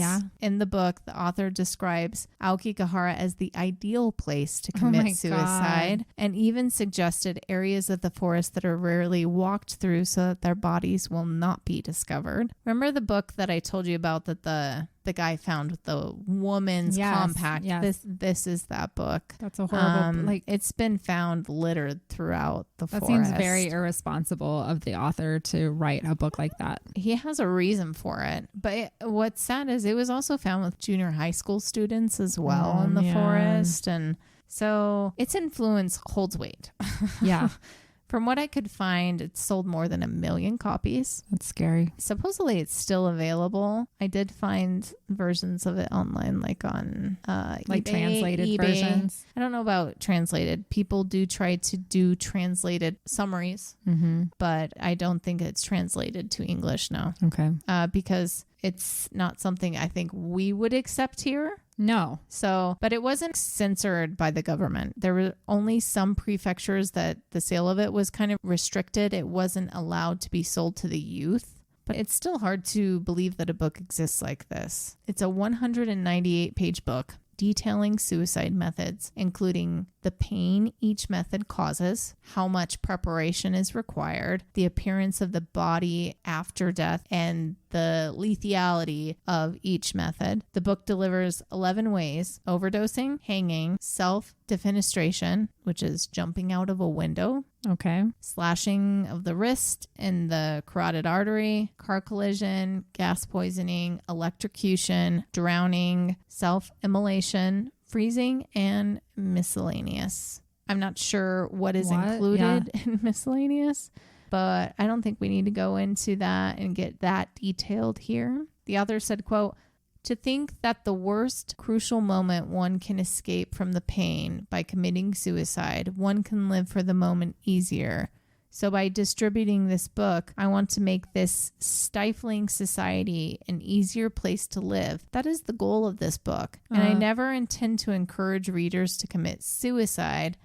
I think that, what else are you trying to do, bro? Exactly. I think that book about how to commit suicide. Why else would you be looking at suicide? I'm not going to read how to commit suicide if I'm not interested in doing so. So I found some interesting opinions about this book online. One argument I've seen is that because of this book, because it does detail the different ways and how successful each method is, that more Japanese choose the more fatal options of suicide compared to others, so they don't get they don't get that moment of deciding otherwise. And because I can't read it, I can't say exactly what the tone of the book is, but many claim that it is exactly what it is, a manual. It's a listing in detail in a non-emotional way that the author just wants everyone to have the right to decide what to do with their lives. However, another person who did read the Japanese version said the author seems to constantly be teasing the reader. He actively lowers the reader's self-esteem by writing over and over that their life is a vicious cycle of boring tasks and painful experiences, and that he has the perfect solution just for them. Hang yourself, jump onto the train tracks. He writes as if he were telling a child to play ball. It is one of the most despicable books out there, and it should only be read as a way to try and understand the zeitgeist of the 90s in Japan. Sounds like a real asshole that wrote this book. So take what you will of that. We can't be certain the influence of this book on suicide. It's out in the forest. They're finding copies of it. So it's got some influence influence. And where's this guy who wrote the book? He's probably still living his life and making money off of it. Probably. He's basically making the money off of suffering individuals, and that makes him an asshole in my book. All I know is that he helped one person commit suicide. And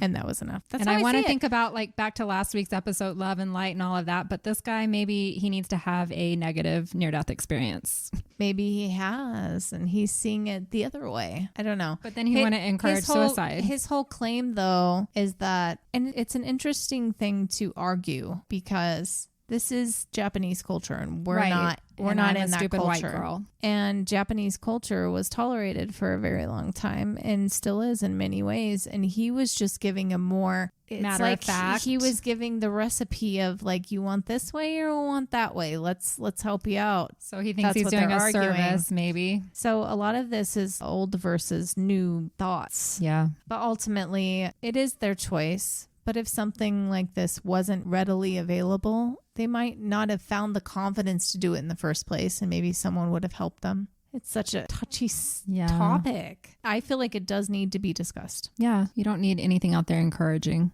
I don't want to say that one culture's beliefs are wrong and like our West thinking ways are right.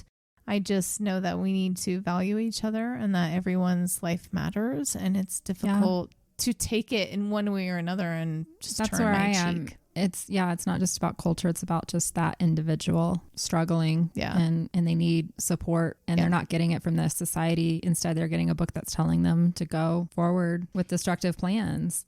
Another reason for Aokigahara's popularity as a destination for suicide was fueled by, movies. Always.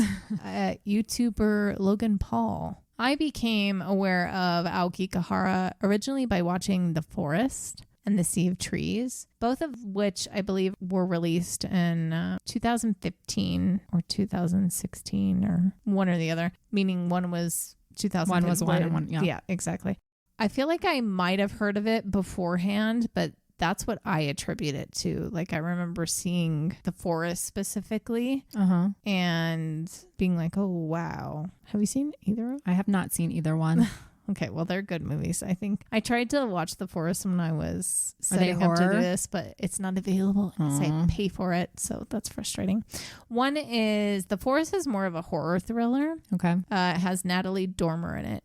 I love her. Okay, yeah, she's known the for Tudors, and then the Tudors, Game of Thrones. Thrones. Yeah, Yep. she's also in the Hunger Games. That's right. She was with half of her head shaved. Yeah, She was badass. yeah. So, but she's trying to find her twin sister. So, like, she gets note that her twin sister went into the forest and she's somewhere else. And I'm not gonna ruin this movie for anybody. Yeah, please don't. But I liked it. Spoiler I alert. liked it.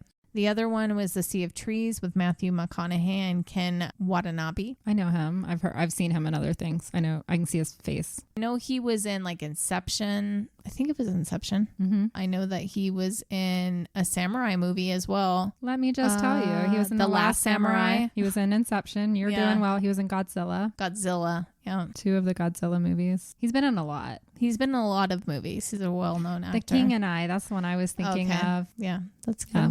Anyway, in this movie, in The Sea of Trees, they run into each other. I believe Matthew goes there to, well, obviously his name's different in the movie, to contemplate suicide for himself. Like he's having a hard time in life, and he comes upon Ken, and Ken had attempted and failed or something, and they both don't want to die now, but they're stuck. Like they're lost in the forest. So then they're trying to help each other. So it's kind of like this movie of survival, realizations and survival. That sounds good. That sounds like my kind of life. movie. Yeah. But there's this incident with the YouTube star Logan Paul. Okay. Apparently this was big fucking news. I don't know Logan Paul, so I don't remember it, but it kind of thrust Aokigahara back into the spotlight, and understandably, once I found out about this story. So he's a really popular guy. Currently, like as of today, he has 23.6 million followers on YouTube. That's a lot of people. Is he younger?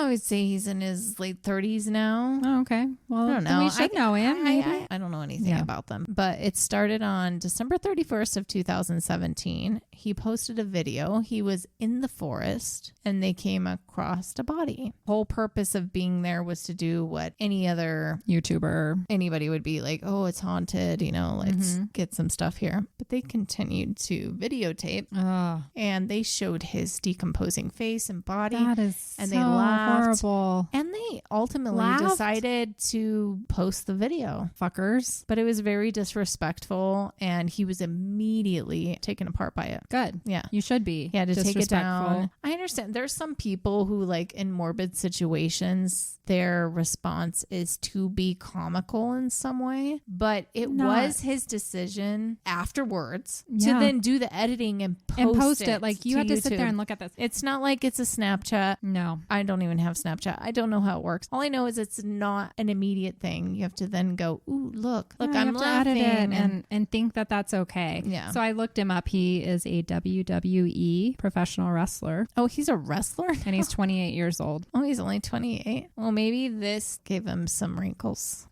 He did end up taking it down right away and apologizing, and interviewed people who actually tried to commit suicide, and he tried to understand it more, and he put out this thing. He tried to redeem himself. He did try to redeem himself, and he dedicated $1 million to suicide prevention and stuff. So if he is still in his 20s, and this was 7 years ago. 7 years ago. He was really young. Kids are fucking stupid. He was 20 or 21 years old. They're fucking we stupid. can forgive that. Honestly, he's getting a lot of harsh talk online still when I listen to videos. And it's not every day that you come across a dead body. No. And even though if they went there to try and see if, ghosts or maybe that will happen, how do you actually respond to it? But that's the thing, these are human beings who are still there and they took their lives, and it's extremely sad. And their family might not even know that that's where he is. And they're laughing. Sad. It sucks. So I'm glad that it was taken down, and it was a major life lesson for him, but he's not hurting. No, he's making millions of dollars now and has like 28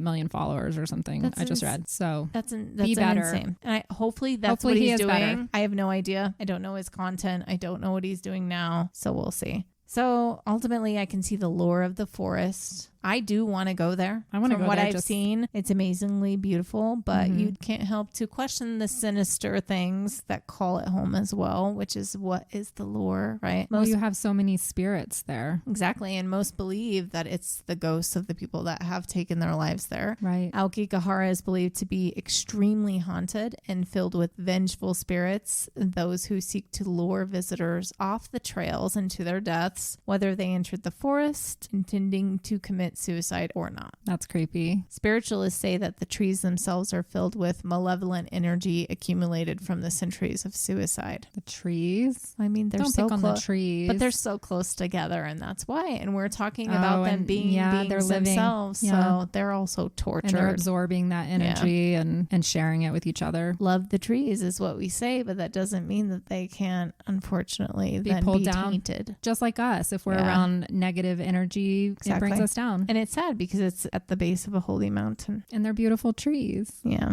So I read this one blog. It was written by Aguinaldo, who went to Aokigahara, and I'm going to just read part of his experience. He says, in the middle of the trail is an area that is forbidden, where a sign says no entry. I immediately entered the forbidden track. My friend was reluctant to enter at first, but he decided to go, and for only a few meters, he stood where he could see no entry sign, so he would not get lost. I told him I would explore the forbidden track and asked him to keep talking to me so I wouldn't get lost. I could not see my friend as gnarly trees were already blocking my sight of him. I walked for about 5 minutes. I could barely hear his voice anymore. At this point, everything looked exactly the same. It was easy to get lost in that part of the forest. Thoughts of leaving my jacket and other things on the floor to serve as markers were already running through my head. And after a few minutes of walking further, I heard a bird and I got startled for a bit, but I still wanted to explore the depths of the forest more. It felt like something was pulling me. I just kept walking deeper and deeper into the forest. I noticed on my far right from where I was standing that there were plastic tapes wrapped around trees. But then suddenly I heard another sound, a creepy one that I could not figure out. For some reason, I remember a blog I read online that says that the forest tries to lure you in and make you want to get further until you get lost in it. That gave me the chills.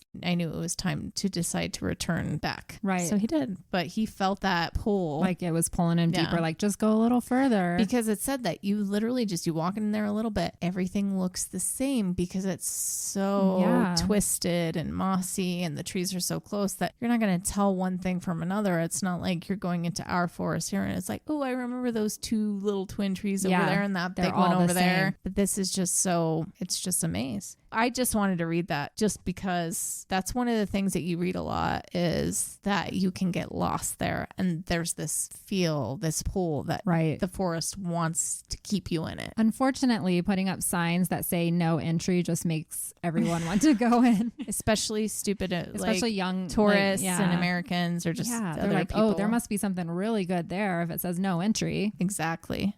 So from what I could find, based on Japanese belief, any person who dies has to receive proper ritual treatment in order to transition to the world of the dead. If they don't receive these rites, it is believed that the soul of the deceased person will linger in the physical plane of existence. If someone commits suicide in one spot, it is believed that the yurei, the ghost, will be hanging around that spot where they committed suicide. Like they're tied to it. Right. They're like tied forever. There. Yeah. So it could be an object or a place. So it becomes a potential danger spot if other people are just walking through it. Aokigahara is filled with hundreds, if not thousands, of these spots throughout where someone has taken their own life. It's amazing that so many people come together to comb the forest when possible to find the missing people and take them out of it, because if this is true, they're potentially saving many souls from staying stagnant in the forest. Okay, yeah, so that makes it an even more important part. You take them out and then their soul gets to rest in a proper burial. But what's scary about this though, so the bodies that they find, they'll bring it down to the station. They have a spare room that's especially for them. Okay. And in the room, there are two beds. One is for the corpse and the other one is for someone who needs to sleep next to it. So I feel bad for the person that has to do this. The workers actually play Jenkin, which is like rock, paper, scissors, to decide who has to sleep in the room with the corpse. With the dead corpse. Yeah. Because you can't leave the corpse alone overnight. It's thought that if the corpse is left alone, the lonely and unsettled yuri will scream the entire night and will move itself into the regular sleeping quarters. Ooh. So it's kind of scary, but they're doing a good deed. It's just that someone has to be there with them. They're like, not it, not it. Maybe they'll be nice if it's just one person. They're like, oh, I have company for once and I'm not in the forest anymore, so I'll be chill. Yeah, they're like, oh, this person's doing a nice thing. I won't haunt them tonight. Hopefully not. To understand why the yuri in Aokigahara are feared, let's go into the yuri a bit more and historically the impact of yuri for the Japanese. First, let me give you an image. So from what I could find, yuri are typically depicted as women with long, black, stringy hair and like a white dress or a kimono. Okay, I'm thinking The Grudge. Yeah, exactly. Yeah. Something like that. And if you just put in yuri into Google, you'll just have a bunch of the same images, like very similar. However, how they appear depends on their circumstances. Okay. The circumstances of their death. They retain the features and the clothing they wore when they died or were buried. So that's why some are seen to be in a kimono, because that was what they buried? For the spiritual rites. Okay. Based on traditional Japanese beliefs, our spirit or soul, called reikin, I believe that's how you say it, reikin, enters a sort of purgatory when we die. It transforms into a yuri and bridges the gap between our world and purgatory if we were engulfed in strong emotions when dying, our death was unnatural, or because of negligence in the post-funeral rites. Similarly, in Western culture, if you believe in ghosts, it is believed that you can help a ghost with unfinished business or resolving some emotional conflict, but we can help the ghost move on. Every time I think of this, it always makes me think of that one show, Jennifer Love Hewitt. Oh, Ghost Whisperer. Ghost Whisperer. I was obsessed with that. That was a good show. That was a good show. But it's similar with yuri, to help them move on, or you have to complete the missing rituals or rites. Okay. So if it was done done incorrectly or not all the way. That's a lot of pressure on those who have to bury the dead in Japan. Oh, there's tons. This is found all over the world. Once you die, you do need to receive certain rituals at the end of it, or they believe that you are stuck. Well, that's, even in the U.S., that's why everyone wants to be able to find their loved ones who are missing, because we want to put them to rest. Yeah. Exactly. That is the only way to put eerie to rest, because they cannot be destroyed or exorcised. Even though they're seen as these very vengeful spirits that can hurt you, you can't look at them like as a demon or something like. Right, they're just lost souls. Exactly. Essentially. You need to help them in some way. So what if you were to come across one in the forest? Well, I read a lot of accounts that they scream. That would be terrifying. You're in this dark forest. Screams. Oh my God. Yeah. Or they moan. So not feeling well or sad. Yeah. One journalist I was reading about, he heard screaming and he tried to follow the sound, and he eventually came to the body of a man. So the screaming led him to a deceased person. He assumed that it was him anyway, because it led it straight there. Eerie are capable of invoking powerful curses. Ooh. Each haunting is as unique as the person it originated from. So that person's life leading up to their death and the manner in which they died determines how they're going to be. Yeah. Considering the fact that the forest is the chosen destination for so many suicides, I'd argue that it's probably also a place of murder. Ooh. And not just the possible historical abandonment of elderly relatives. Oh, yeah. If so many people can venture into the forest to maybe or maybe not be ever seen again, then I'm sure some people have found it to be a good place to do something even a little bit more sinister. They're like, let's go for a hike. And yeah. Oh my gosh, I don't even know if I should tell you about this, but I got stuck on a Reddit thread. Oh no. I was just trying to find more personal experiences of people being in the forest. And I came across this story, and it was a very long story. I can't even remember the title, but essentially it's about this kid who he or she personally had really had a lot of trouble sleeping, would need something to help, and would sometimes go down a Reddit rabbit hole and just stay up for hours just reading stuff. I've probably done that. And so they had found this video and started watching it. The video starts with this guy in his apartment, and then somehow eventually he's at Aokigahara Forest. You see him walk into the forest, and he likes it. He's listening to this, and he almost fell asleep to it because it's dark, it's at night. He's just walking. You can just hear the crunching of his feet, and it just became ASMR. Yeah, exactly. But later into the video, all of a sudden he can hear other people, and he's like, oh, that's weird. But the cameraman, the dude, just doesn't seem to even notice anything whatsoever. Doesn't acknowledge it, but you can hear it. And it comes to that there's these 3 kids, essentially, in their 20s. Uh-huh. And it's so weird. When I read this story, the kid who's writing this really did paint the scene. But there's 3 kids, and they're lost in the forest. And they're approaching this guy, and they're like, dude, we need to get out of here. Can you help us? Yeah. But the Japanese man is ignoring them, not acknowledging them whatsoever. At all. But the kids are coming into the camera view. They're like, come on, I know help we don't us, yeah. I know we don't speak your language, but and it's nighttime. One of them is British. One you can tell is definitely American, and maybe the other one is American too. And they're wearing these distinct clothes that the kid is pointing out, he's describing them and what he's seeing in the video. And they're following this guy forever. And at one point he goes off the trail, and now he's going into the forest part, and the kids are still following him. Why? Yeah. Because they don't know where they're lost. And they're like, you're the only dude we can see. And obviously you know where you're going. So can you help me? And they're starting to get frustrated. One of them is like, dude, you're scaring him or something, we're being too loud. We just, let's find our own way out. And the other one's like, no, he has to help us. He can't just ignore us like this. But he is. So anyway, it cuts to, so that goes on for a really long time. And it cuts to this Japanese man walking up to a small shack that's in the forest, a shack, a little cabin. Okay. And so he's been there before. Yeah. And all 3 of the guys are like, whoa, dude, this is weird. No, I don't need to get murdered by this guy or whatever. Let's turn around. Let's go. And so they eventually leave. But then this Japanese man's still filming, and he gets inside his little cabin. You can see everything, and he sits down, and the kid who's writing the story notices something very particular hanging up in the closet where the man went and put his coat or something. And it's the same sweater that one of the kids was wearing. Oh, so he's done this before. A very distinct sweater. And in the video, the man goes down to a floor and he like opens this thing in the floorboard, and in this like dirt hole underneath the planks is wallets and other things. God. And the man gets himself like a beer or something, sits down on this little couch in the shack, and he just starts laughing, and his laughing gets more sinister and more sinister and more sinister. And then all of the sudden, the video cuts back to the man's apartment where the video had originally started. Okay. And that's it. In view of the camera, though, are these 3 tourists, the same kids, in this man's apartment drinking sake. Weird. And they're laughing. You can hear them talking, and they're like, dude, don't drink anymore. And we got to go. God. So it's scary, and I'm not going to like repeat everything he said, but essentially this kid on video watches this man murder all 3 of them. That's fucked up. In a really fucked up way too. Like murders them. And this guy's blood videoing everywhere. He's videoing it. How is he not arrested? Them. So that's part of the drama of what this video is. He dismembers them. He does tons of stuff, and he's videotaping everything.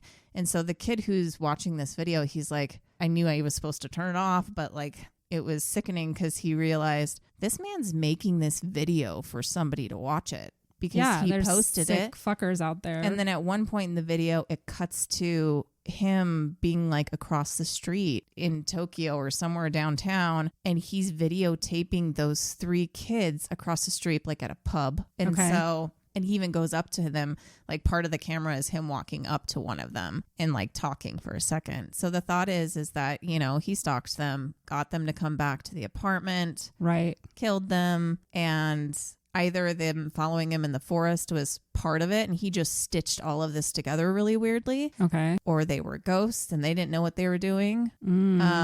You know, they're stuck with him now because he ended up bringing their belongings back to the shack. So they're stuck in the forest. Yeah, it's really creepy. But anyway, this kid thinks he witnessed 3 murders and it was taken down. But before it was taken down, there were something like hundreds of thousands of views of these kids getting murdered. When was this? Well, you can go find the Reddit. I think it wasn't that long ago, like within the last couple years. So that's why I'm like, there has to be murder there too. Well, yeah. If I mean, it's so think secluded, about, okay, how many people were actually murdered and didn't go to commit suicide? Or like that's the perfect ground for a serial killer. Think about it, to just like stalk it. And that's like what this man seems to and be. He knows where he's people. going in there. Yeah. The hole in the ground was not just one thing. No, he's been doing this a while. Yeah, and he was laughing. Oh, there's so many sadistic people out there. Like it's scary. We don't know that they walk among us. Yep. And Tokyo is the largest city in the world. Like it's really easy to hide. Yeah. And especially in such a conformist country. Yeah. Like as long as you're going with the flow,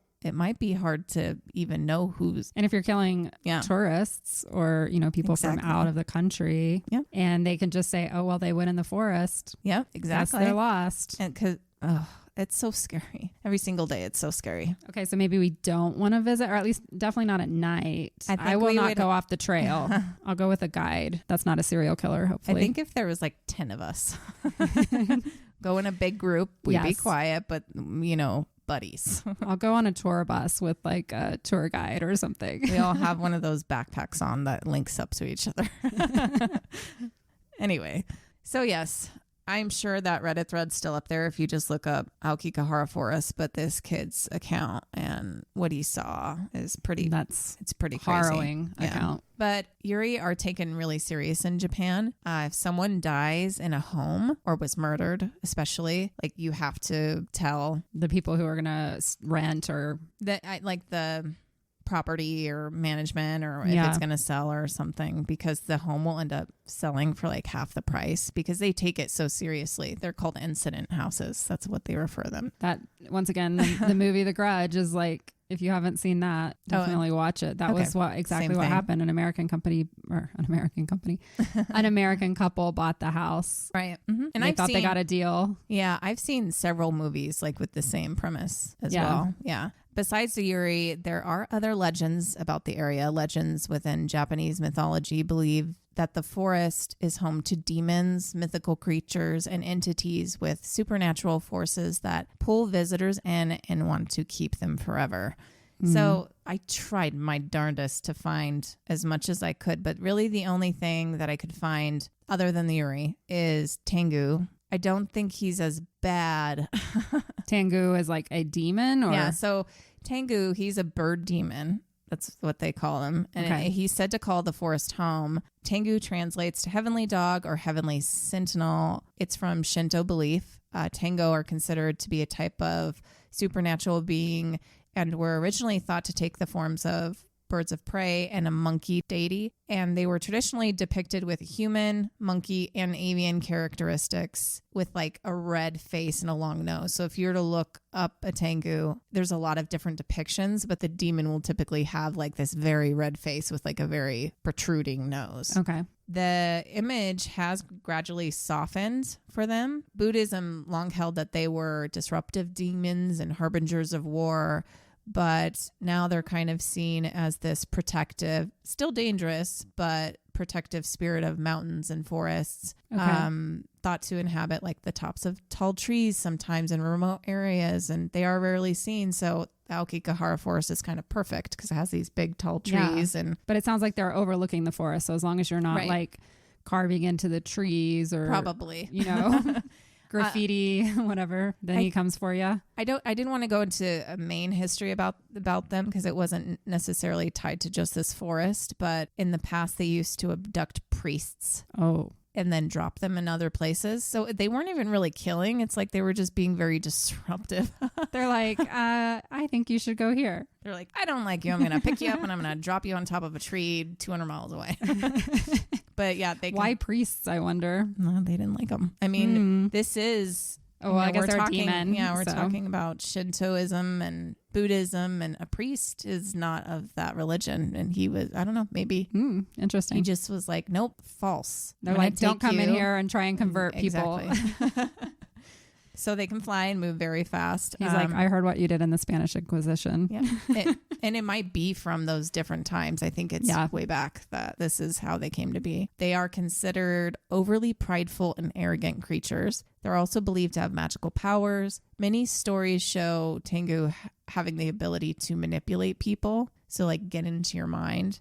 They can control your mind and make you see or hear things that aren't actually happening. I saw this too with some of the eerie. So it's like, that's why Aokigahara Forest is very scary too in that sense, because you don't even know if what you're seeing is real, if maybe you're under the influence of one of these. Or I was about to say, maybe you go in there just for a hike by yourself and like these get into your head that guy, and then you commit suicide. The further he went in, he said he was starting not to feel good. Yeah. That's creepy. Yeah. So, but with the Tengu, even though it's said to be dangerous to come upon one, they rarely harm humans. They only punish people who encroach on the territory in the forest, who violate or insult them. Then they'll get a terrible punishment. So don't call them names. Like Logan Paul when he was there. Yeah, fuck him. So for Tengu, though, that's why humans fear and respect this creature. Nowadays, shrines often have Tengu statues to convey the desire of the locals to live in peace with the land. But also one of the reasons why locals don't venture into the forest all that often. Because they're respecting the forest and respecting the area and the mythology and everything around it.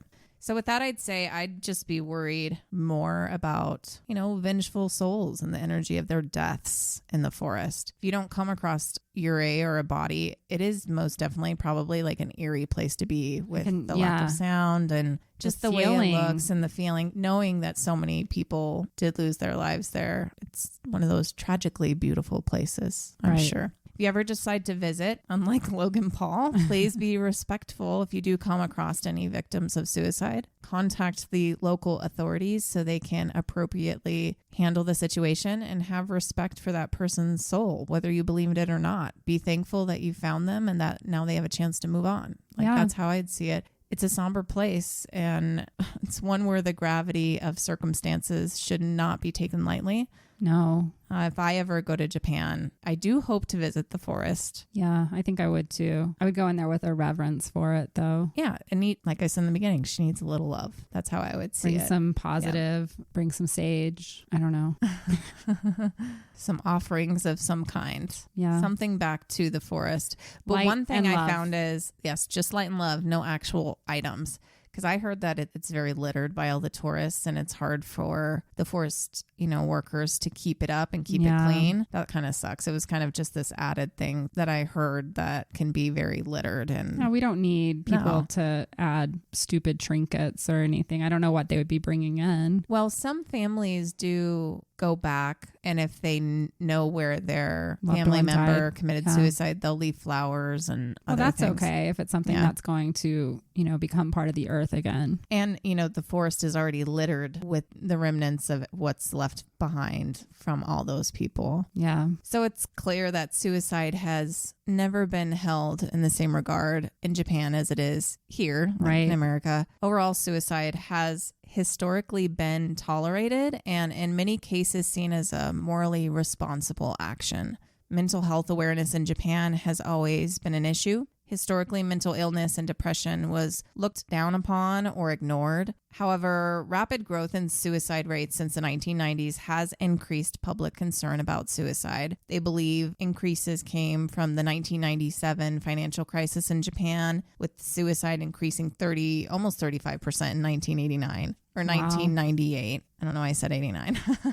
And the 2008 worldwide financial crisis and COVID isolation in recent years. A 2022 study found that 8,000 more suicides in Japan happened during the pandemic between March 2020 and June 2022. 20,830 suicides known in 2021 alone. And in 2019, 70% of the suicides were men. For men 20 to 44 years old, and for women 15 to 29 years old. Suicide was actually the leading cause of death. Wow. So that's different. Like here, statistics. What are we saying here? It's like heart. It's usually health related here. For America. For that age, it's usually car accidents. Okay. Or now, unfortunately, in America, it's gun deaths taking over. See, I was watching a video. I don't know why that's their main scare, is coming here. Around the world, we're seen as the country with terrorism and gun violence. Everywhere you go. Everywhere we go. Yeah. Suicide is up there. I think it's like our third leading cause for those similar age ranges. But we're in cars a lot more in America. That's and we true. have a lot more guns. Yeah. Well, for many, suicide was the outcome of work-related depression, whether that's being overworked, the pressure to retain a job, lack of stable work, losing a job, being forced to retire. 1 in 4 suicides are financially related. It's very difficult to get a loan there, and that often requires co-signers. And rather than burdening family or friends, some will opt for suicide, sadly. Just take themselves out of it. That just is so sad. Because there's so much more to life than money. I know. And I have to remind myself of this I know. constantly. It's easy to get dragged down when you feel like you can't afford life. I get it. And that just so... So there too, suicide does not void life insurance payouts. And many see that as their path to clear their debts. And to help their family members. Another messed up thing, though, that I found was that lenders, so take out a loan, lenders used to be able to take out life insurance policies on their borrowers without their knowledge, because it included suicide coverage. So those lenders would then harass the debtors. Oh my God. And the result was the borrower taking their life and the lenders would get paid out. That is beyond fucked up. This cycle. It's just so messed up. But thankfully in 2006, the law was changed to prevent lenders from getting to do this. Good. Yikes. The elderly are also a high-risk group for suicide due to the aging population in Japan. In addition to the increased burden of health problems, it's a very common reason for suicide. Many elderly people are socially isolated as they age, particularly in rural areas. Also, many are left behind to live on their own because the younger people will move away to the big cities. Exactly. Yep. They face additional isolation when spouses pass away. So loneliness is a really common complaint of the elderly. And as a response, it has increased elderly suicide. But thankfully, there are companies and communities and local governments that are starting to recognize this, and they've begun offering activities to recently retired senior citizens who are at risk of feeling isolated or lonely. Good. To have them be a part of something.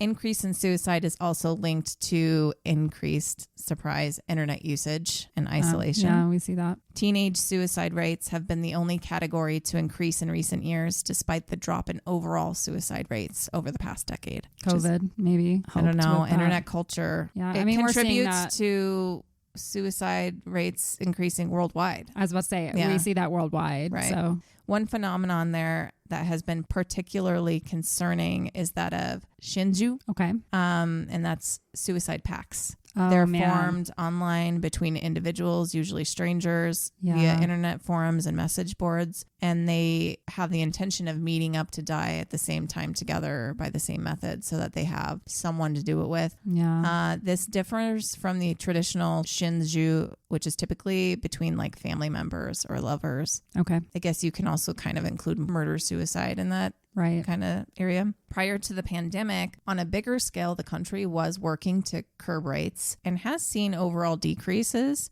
but there aren't a lot of resources in Japan to help with mental health. So it's a stigma. Like that's several plans have been rolled out since 2007 to find the root cause of suicide in order to prevent it, change cultural attitudes towards suicide, and improve treatment of suicide attempts. From what I could find listed, they've allotted nearly 29 billion yen to efforts. Okay. I tried to look up what that converts to, and I think it's about 217 million US. Hopefully, over time, more resources will become available to the Japanese so that those who are struggling can reach out and talk about their troubles. I was watching this video from 5 years ago, and it's on YouTube. It was made by Asian Boss. Okay. A woman reporter, Hiroko, was interviewing locals in Tokyo about their thoughts on suicide in Japan. In watching this video, it was interesting to see the views of older versus younger Japanese. Okay. Ultimately, it was sad, but it did give me hope that it's starting to become a topic of discussion rather than ignoring it or tolerating it. There was an older man that said that a person who commits suicide is weak, while a younger man held that it takes a lot of courage to do it, but wishes that they could have helped to stop that person. Good. Isolation, media, and the fear of what others would think are really big problems. Almost all knew of someone who had committed suicide and wished that that person had sought help or talked about it. Yeah. Ultimately, when asked what they would say to somebody who is considering suicide, the younger people said, eat a good meal, go visit friend or family, and do something that you love. The suggestions were simple, but the smallest of things can help. Just get them out of that downward spiral that you get into. Yeah. I remember watching a documentary probably 5 or 6 years ago about Japan, and they had a pandemic basically of loneliness. I don't know. Yeah. And like they have the cafes where people go and sit with like the big stuffed animals so they don't feel like they're eating alone. Like it seems, especially in Tokyo and maybe the other large cities, it does seem like they're very isolated as a culture. So... And I didn't write this down, but there is another form of isolation typically among men where they lock themselves in their homes for like 6 months to like a couple years. And sometimes that doesn't end suicide, but it's a very prevalent isolation that happens. Right. But going back to Aokigahara, a man named Yukio Shige, he is 77 or 78. He's a former policeman.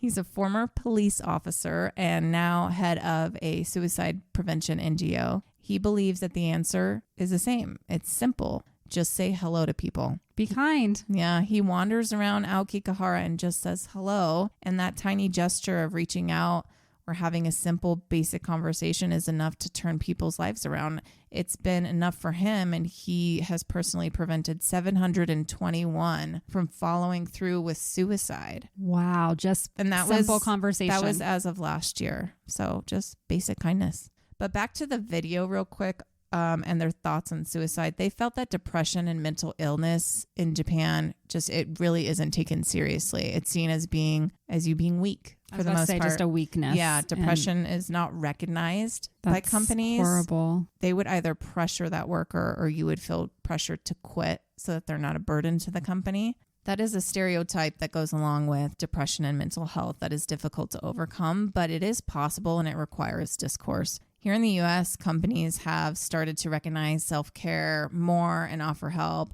I still think it's hard, though. The same companies that offer these types of self-care perks or whatever often still overwork their people and they do have ridiculous expectations. But when applying for some, like we've applied for jobs recently, and when applying to some of them, like you'll see their list of all their perks and that they're taking care of their employees, but we all know, like, all too often we're just being taken advantage of. And the whole reason you're going to therapy many times is because of your job. Exactly. I mean, that's been my experience. Fortunately, I have a company that pays for therapy, like through our health insurance. But I would say half of the time when I'm at the therapist, I'm talking about something work related, stress wise. It takes so much of our life.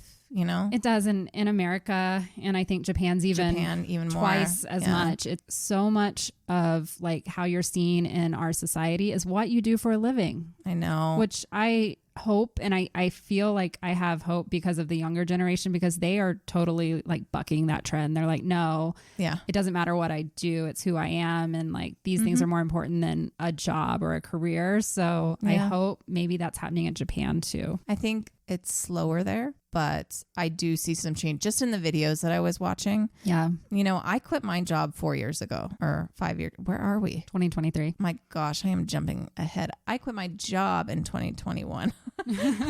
My brain is it just feels like it's been 5 years. I pushed that so far into my memory. Okay. But I quit a job that I was with for 5 years because I was so completely overworked. It was such a hard decision for me, but I watched myself slowly become a shadow of a person. When I started working for this company, it felt like a great opportunity and it was very family oriented. But I was a mother to a young child. She was 1 at the time when I started.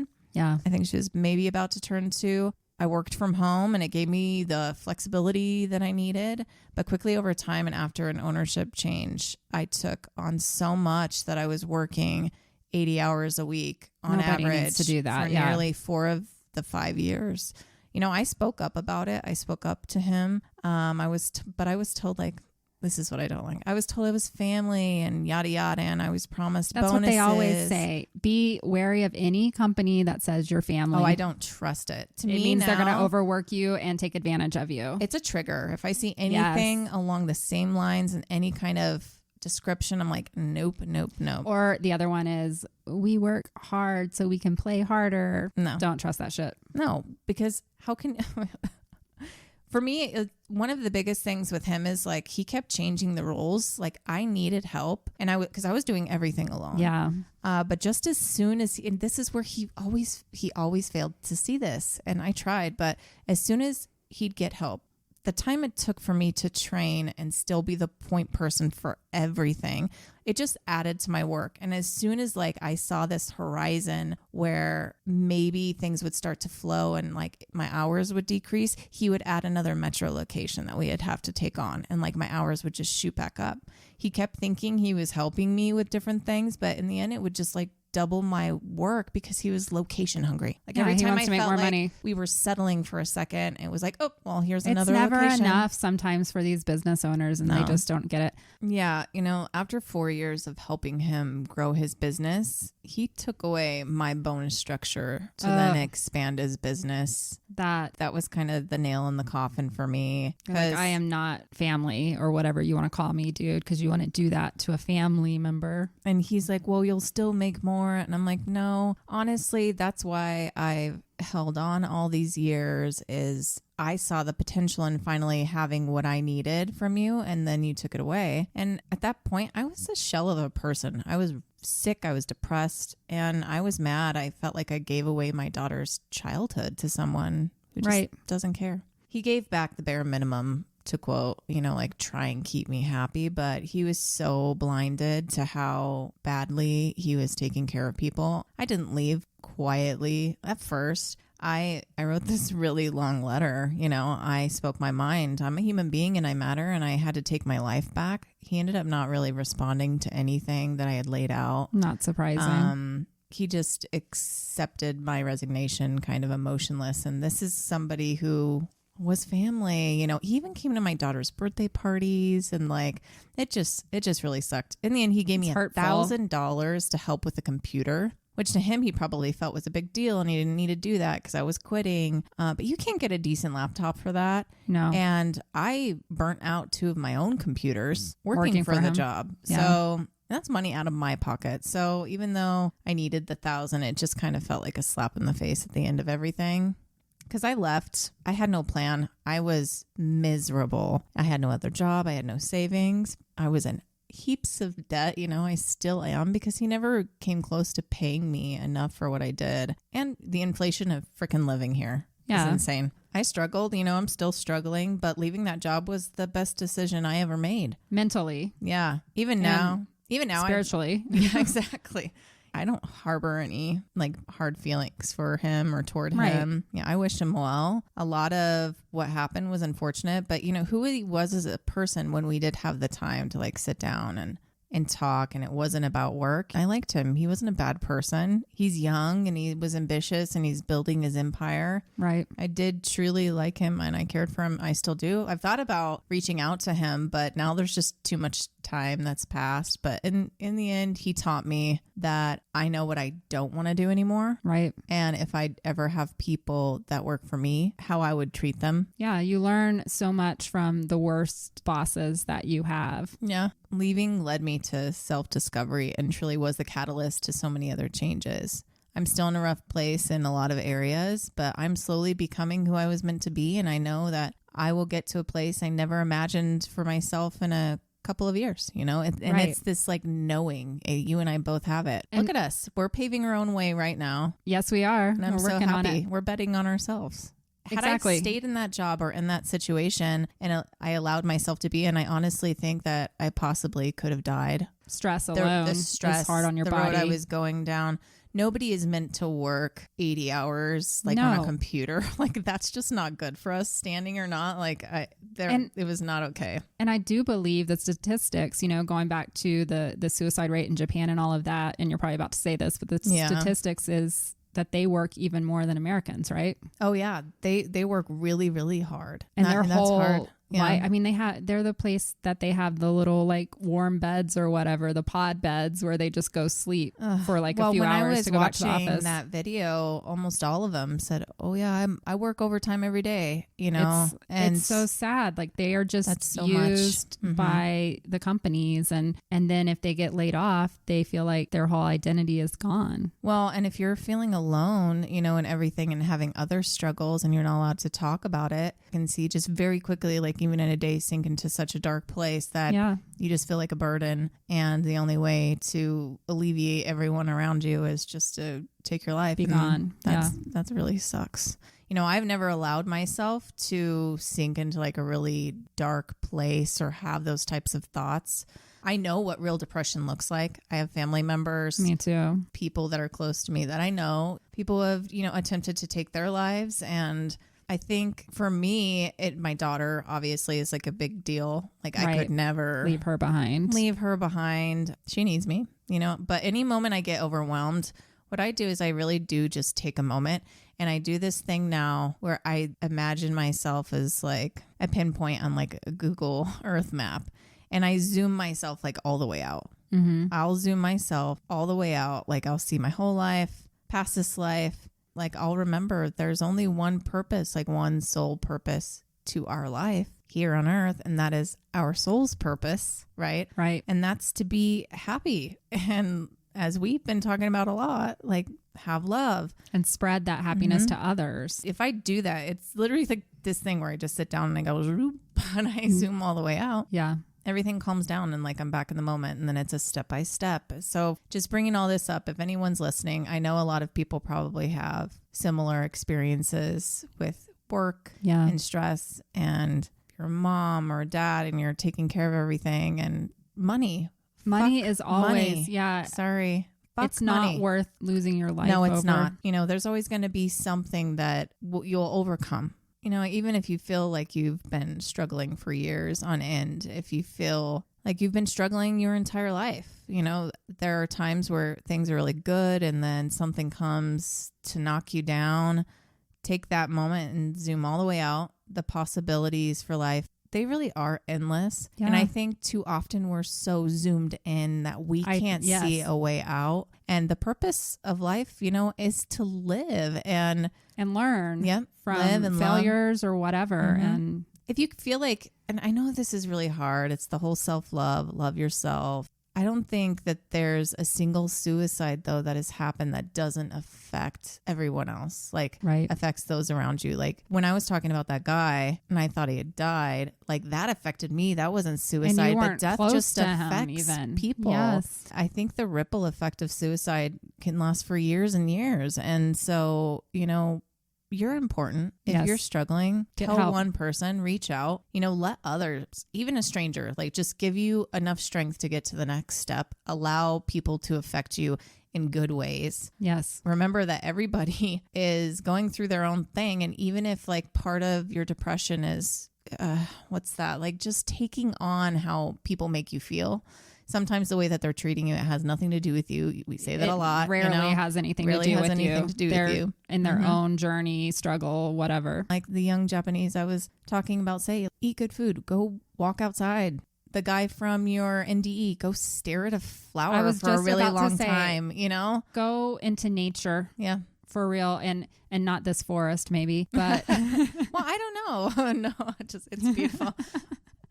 Life is worth living though. And I think even through all the struggles that I've had personally, like if you were to look at my life and I wrote a book, you wouldn't think I'd end up where I am at now. I had so many opportunities to just be completely different. Yeah. Life's worth living though. It is. You know, hope, possibility, love. And the older you get, the more you realize that. And that's what makes me so sad when I hear about young. Yeah. Because I get it. I have been a teenager and things feel so important when you're that age, but it really doesn't mean anything to you. You know, I'm in my 40s now. I look back and it's like the things I stressed about at 20 doesn't even faze me now. Like it feels very trivial at this point in my life. But ridiculous. Like everybody too that was making me feel like shit back then aren't even really part of my life anymore. It is. You know, you just have to pull through. You never know what life's gonna bring, what situation you're gonna be at, who you're gonna meet, where you're gonna be. And it's, to me, it just sucks that someone is in such a place that they feel completely hopeless and it's never going to shift from that moment. And it will. And you know what? I still have times at this age where I have days where I feel like everything's going wrong and I have a moment of hopelessness. And like you said, you just have to all the time. You have to figure out how to pull yourself out of it, or maybe not. Maybe you just go eat a whole tub of ice cream and you watch a good movie and cry. I cry watching some sad movie or listening to a song, and those things can be cathartic as well. They are. But just know that you have a purpose and you will get better. I think a lot of the issue in talking about suicide is we do talk a lot about the death part about it, you know, the death of it. But what we don't tell enough stories about is people surviving and getting past it. And I can't say names now, but I personally have two people that I love dearly, and if they had succeeded, they wouldn't have their families and their beautiful children and all of these things now, and they didn't even see that as a possibility at that time. That's what I'm saying. Like they didn't see that for their future, and if they weren't here, none of that would have happened. But what turned them around was acts of kindness. Someone recognizing them that they never thought would recognize them, and that person didn't know that that's what they were going through, but they were kind, and they're like, yo, let's, you want to go do something? I haven't seen you in forever. Or even to the strangers, we talked about this during near-death experiences. Just give someone a compliment. That could turn their whole day around. I like your shirt. Yeah. Something really your hair simple. looks nice. Or I know I did this yesterday and I didn't mean to, but I could tell that I affected her. I went to the post office, and my post office for some reason like closes for an hour in the middle of the day and you'd have to go to another one, but I didn't have time and I had to ship something because I sell on Poshmark. Oh yeah. I don't know if anybody else does, but I sold something. I'm like, I got to go drop this off before I go here. Yeah. And it was a smaller box. But because they were gone, like they didn't have those carts out where you can just throw all your boxes if you ship a lot of stuff. So I just put it in one of those, you pull the little thing down. One's for stamped letters, and one's for parcels, and the parcel one was full, so I stuffed it in the stamp one. And this lady came in behind me and she's just like looking at me, and I'm like, she's like, it says stamped. I'm like, they're going to the same place, honey. Like there's just two other buckets behind that or whatever, like they're right next to each other. So I was trying to convince her. I'm like, I'm sure it's fine, like it'll be okay.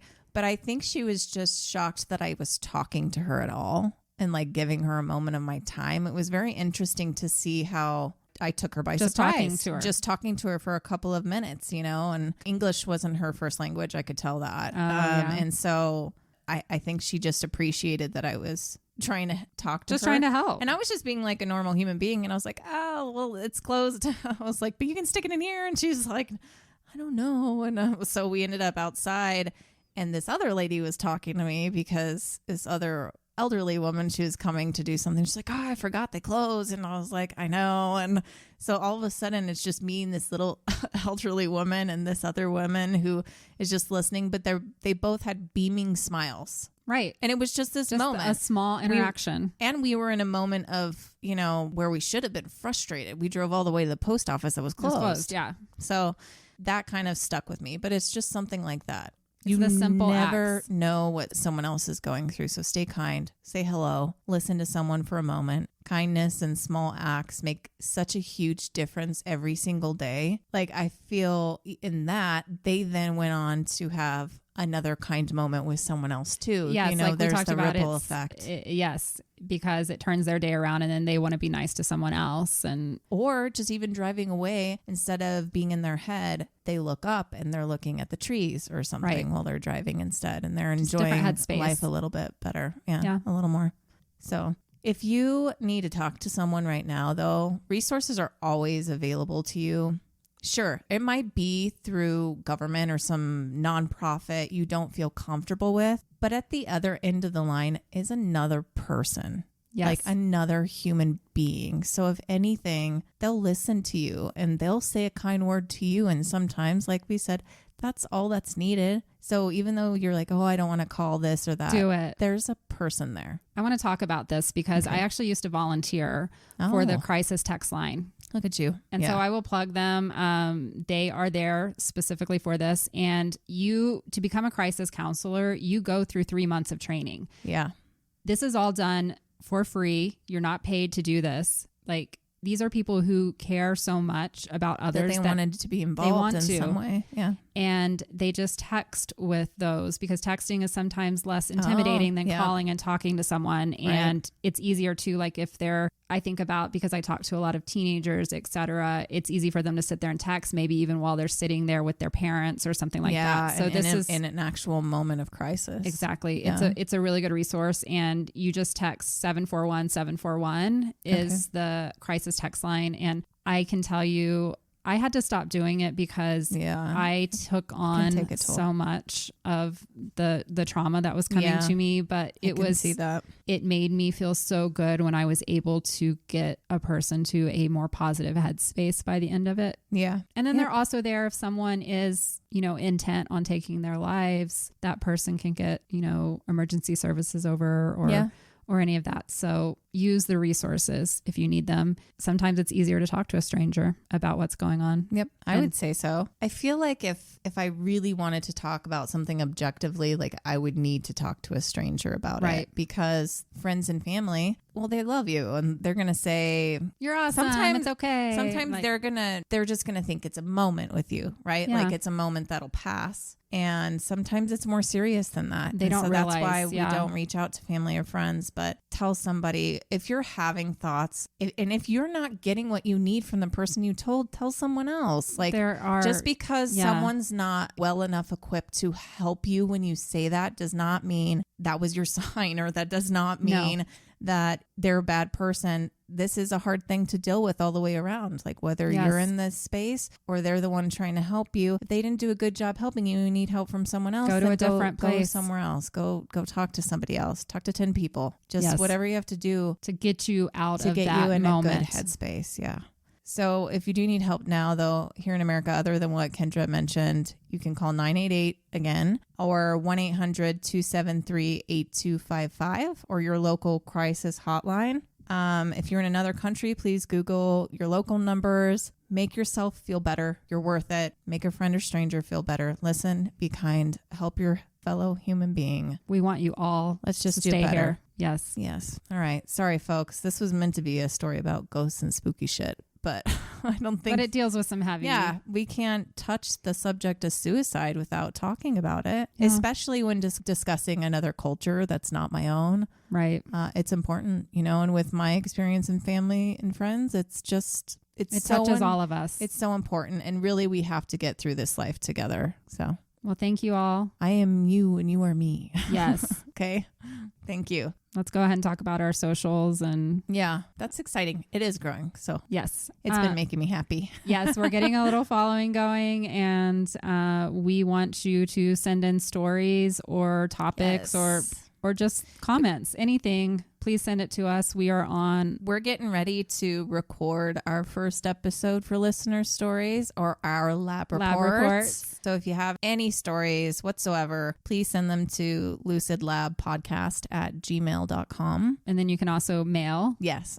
To our P.O. Box. P.O. Box 251 East Lake, Colorado 80614. And then go follow us on all of the socials. We are on Instagram, TikTok, Facebook, and YouTube, all under Lucid Lab Podcast, all one word. Yep. Is there anything else? I don't know. Patreon. Oh, yeah. I always forget that. We have a Patreon. I'm not, people probably like, you don't forget that. It's because there's nothing really happening with it yet. So I forget. Yeah, not yet, but we are going to add levels in there, and we are going to do some fun things for those of you on Patreon. Yep. We'll have more details soon, but you can visit that. It's through our link tree on Instagram. Thank you guys so much for listening. We love you, and I love you. Stay lucid. Stay lucid. Bye. Bye. Bye-bye.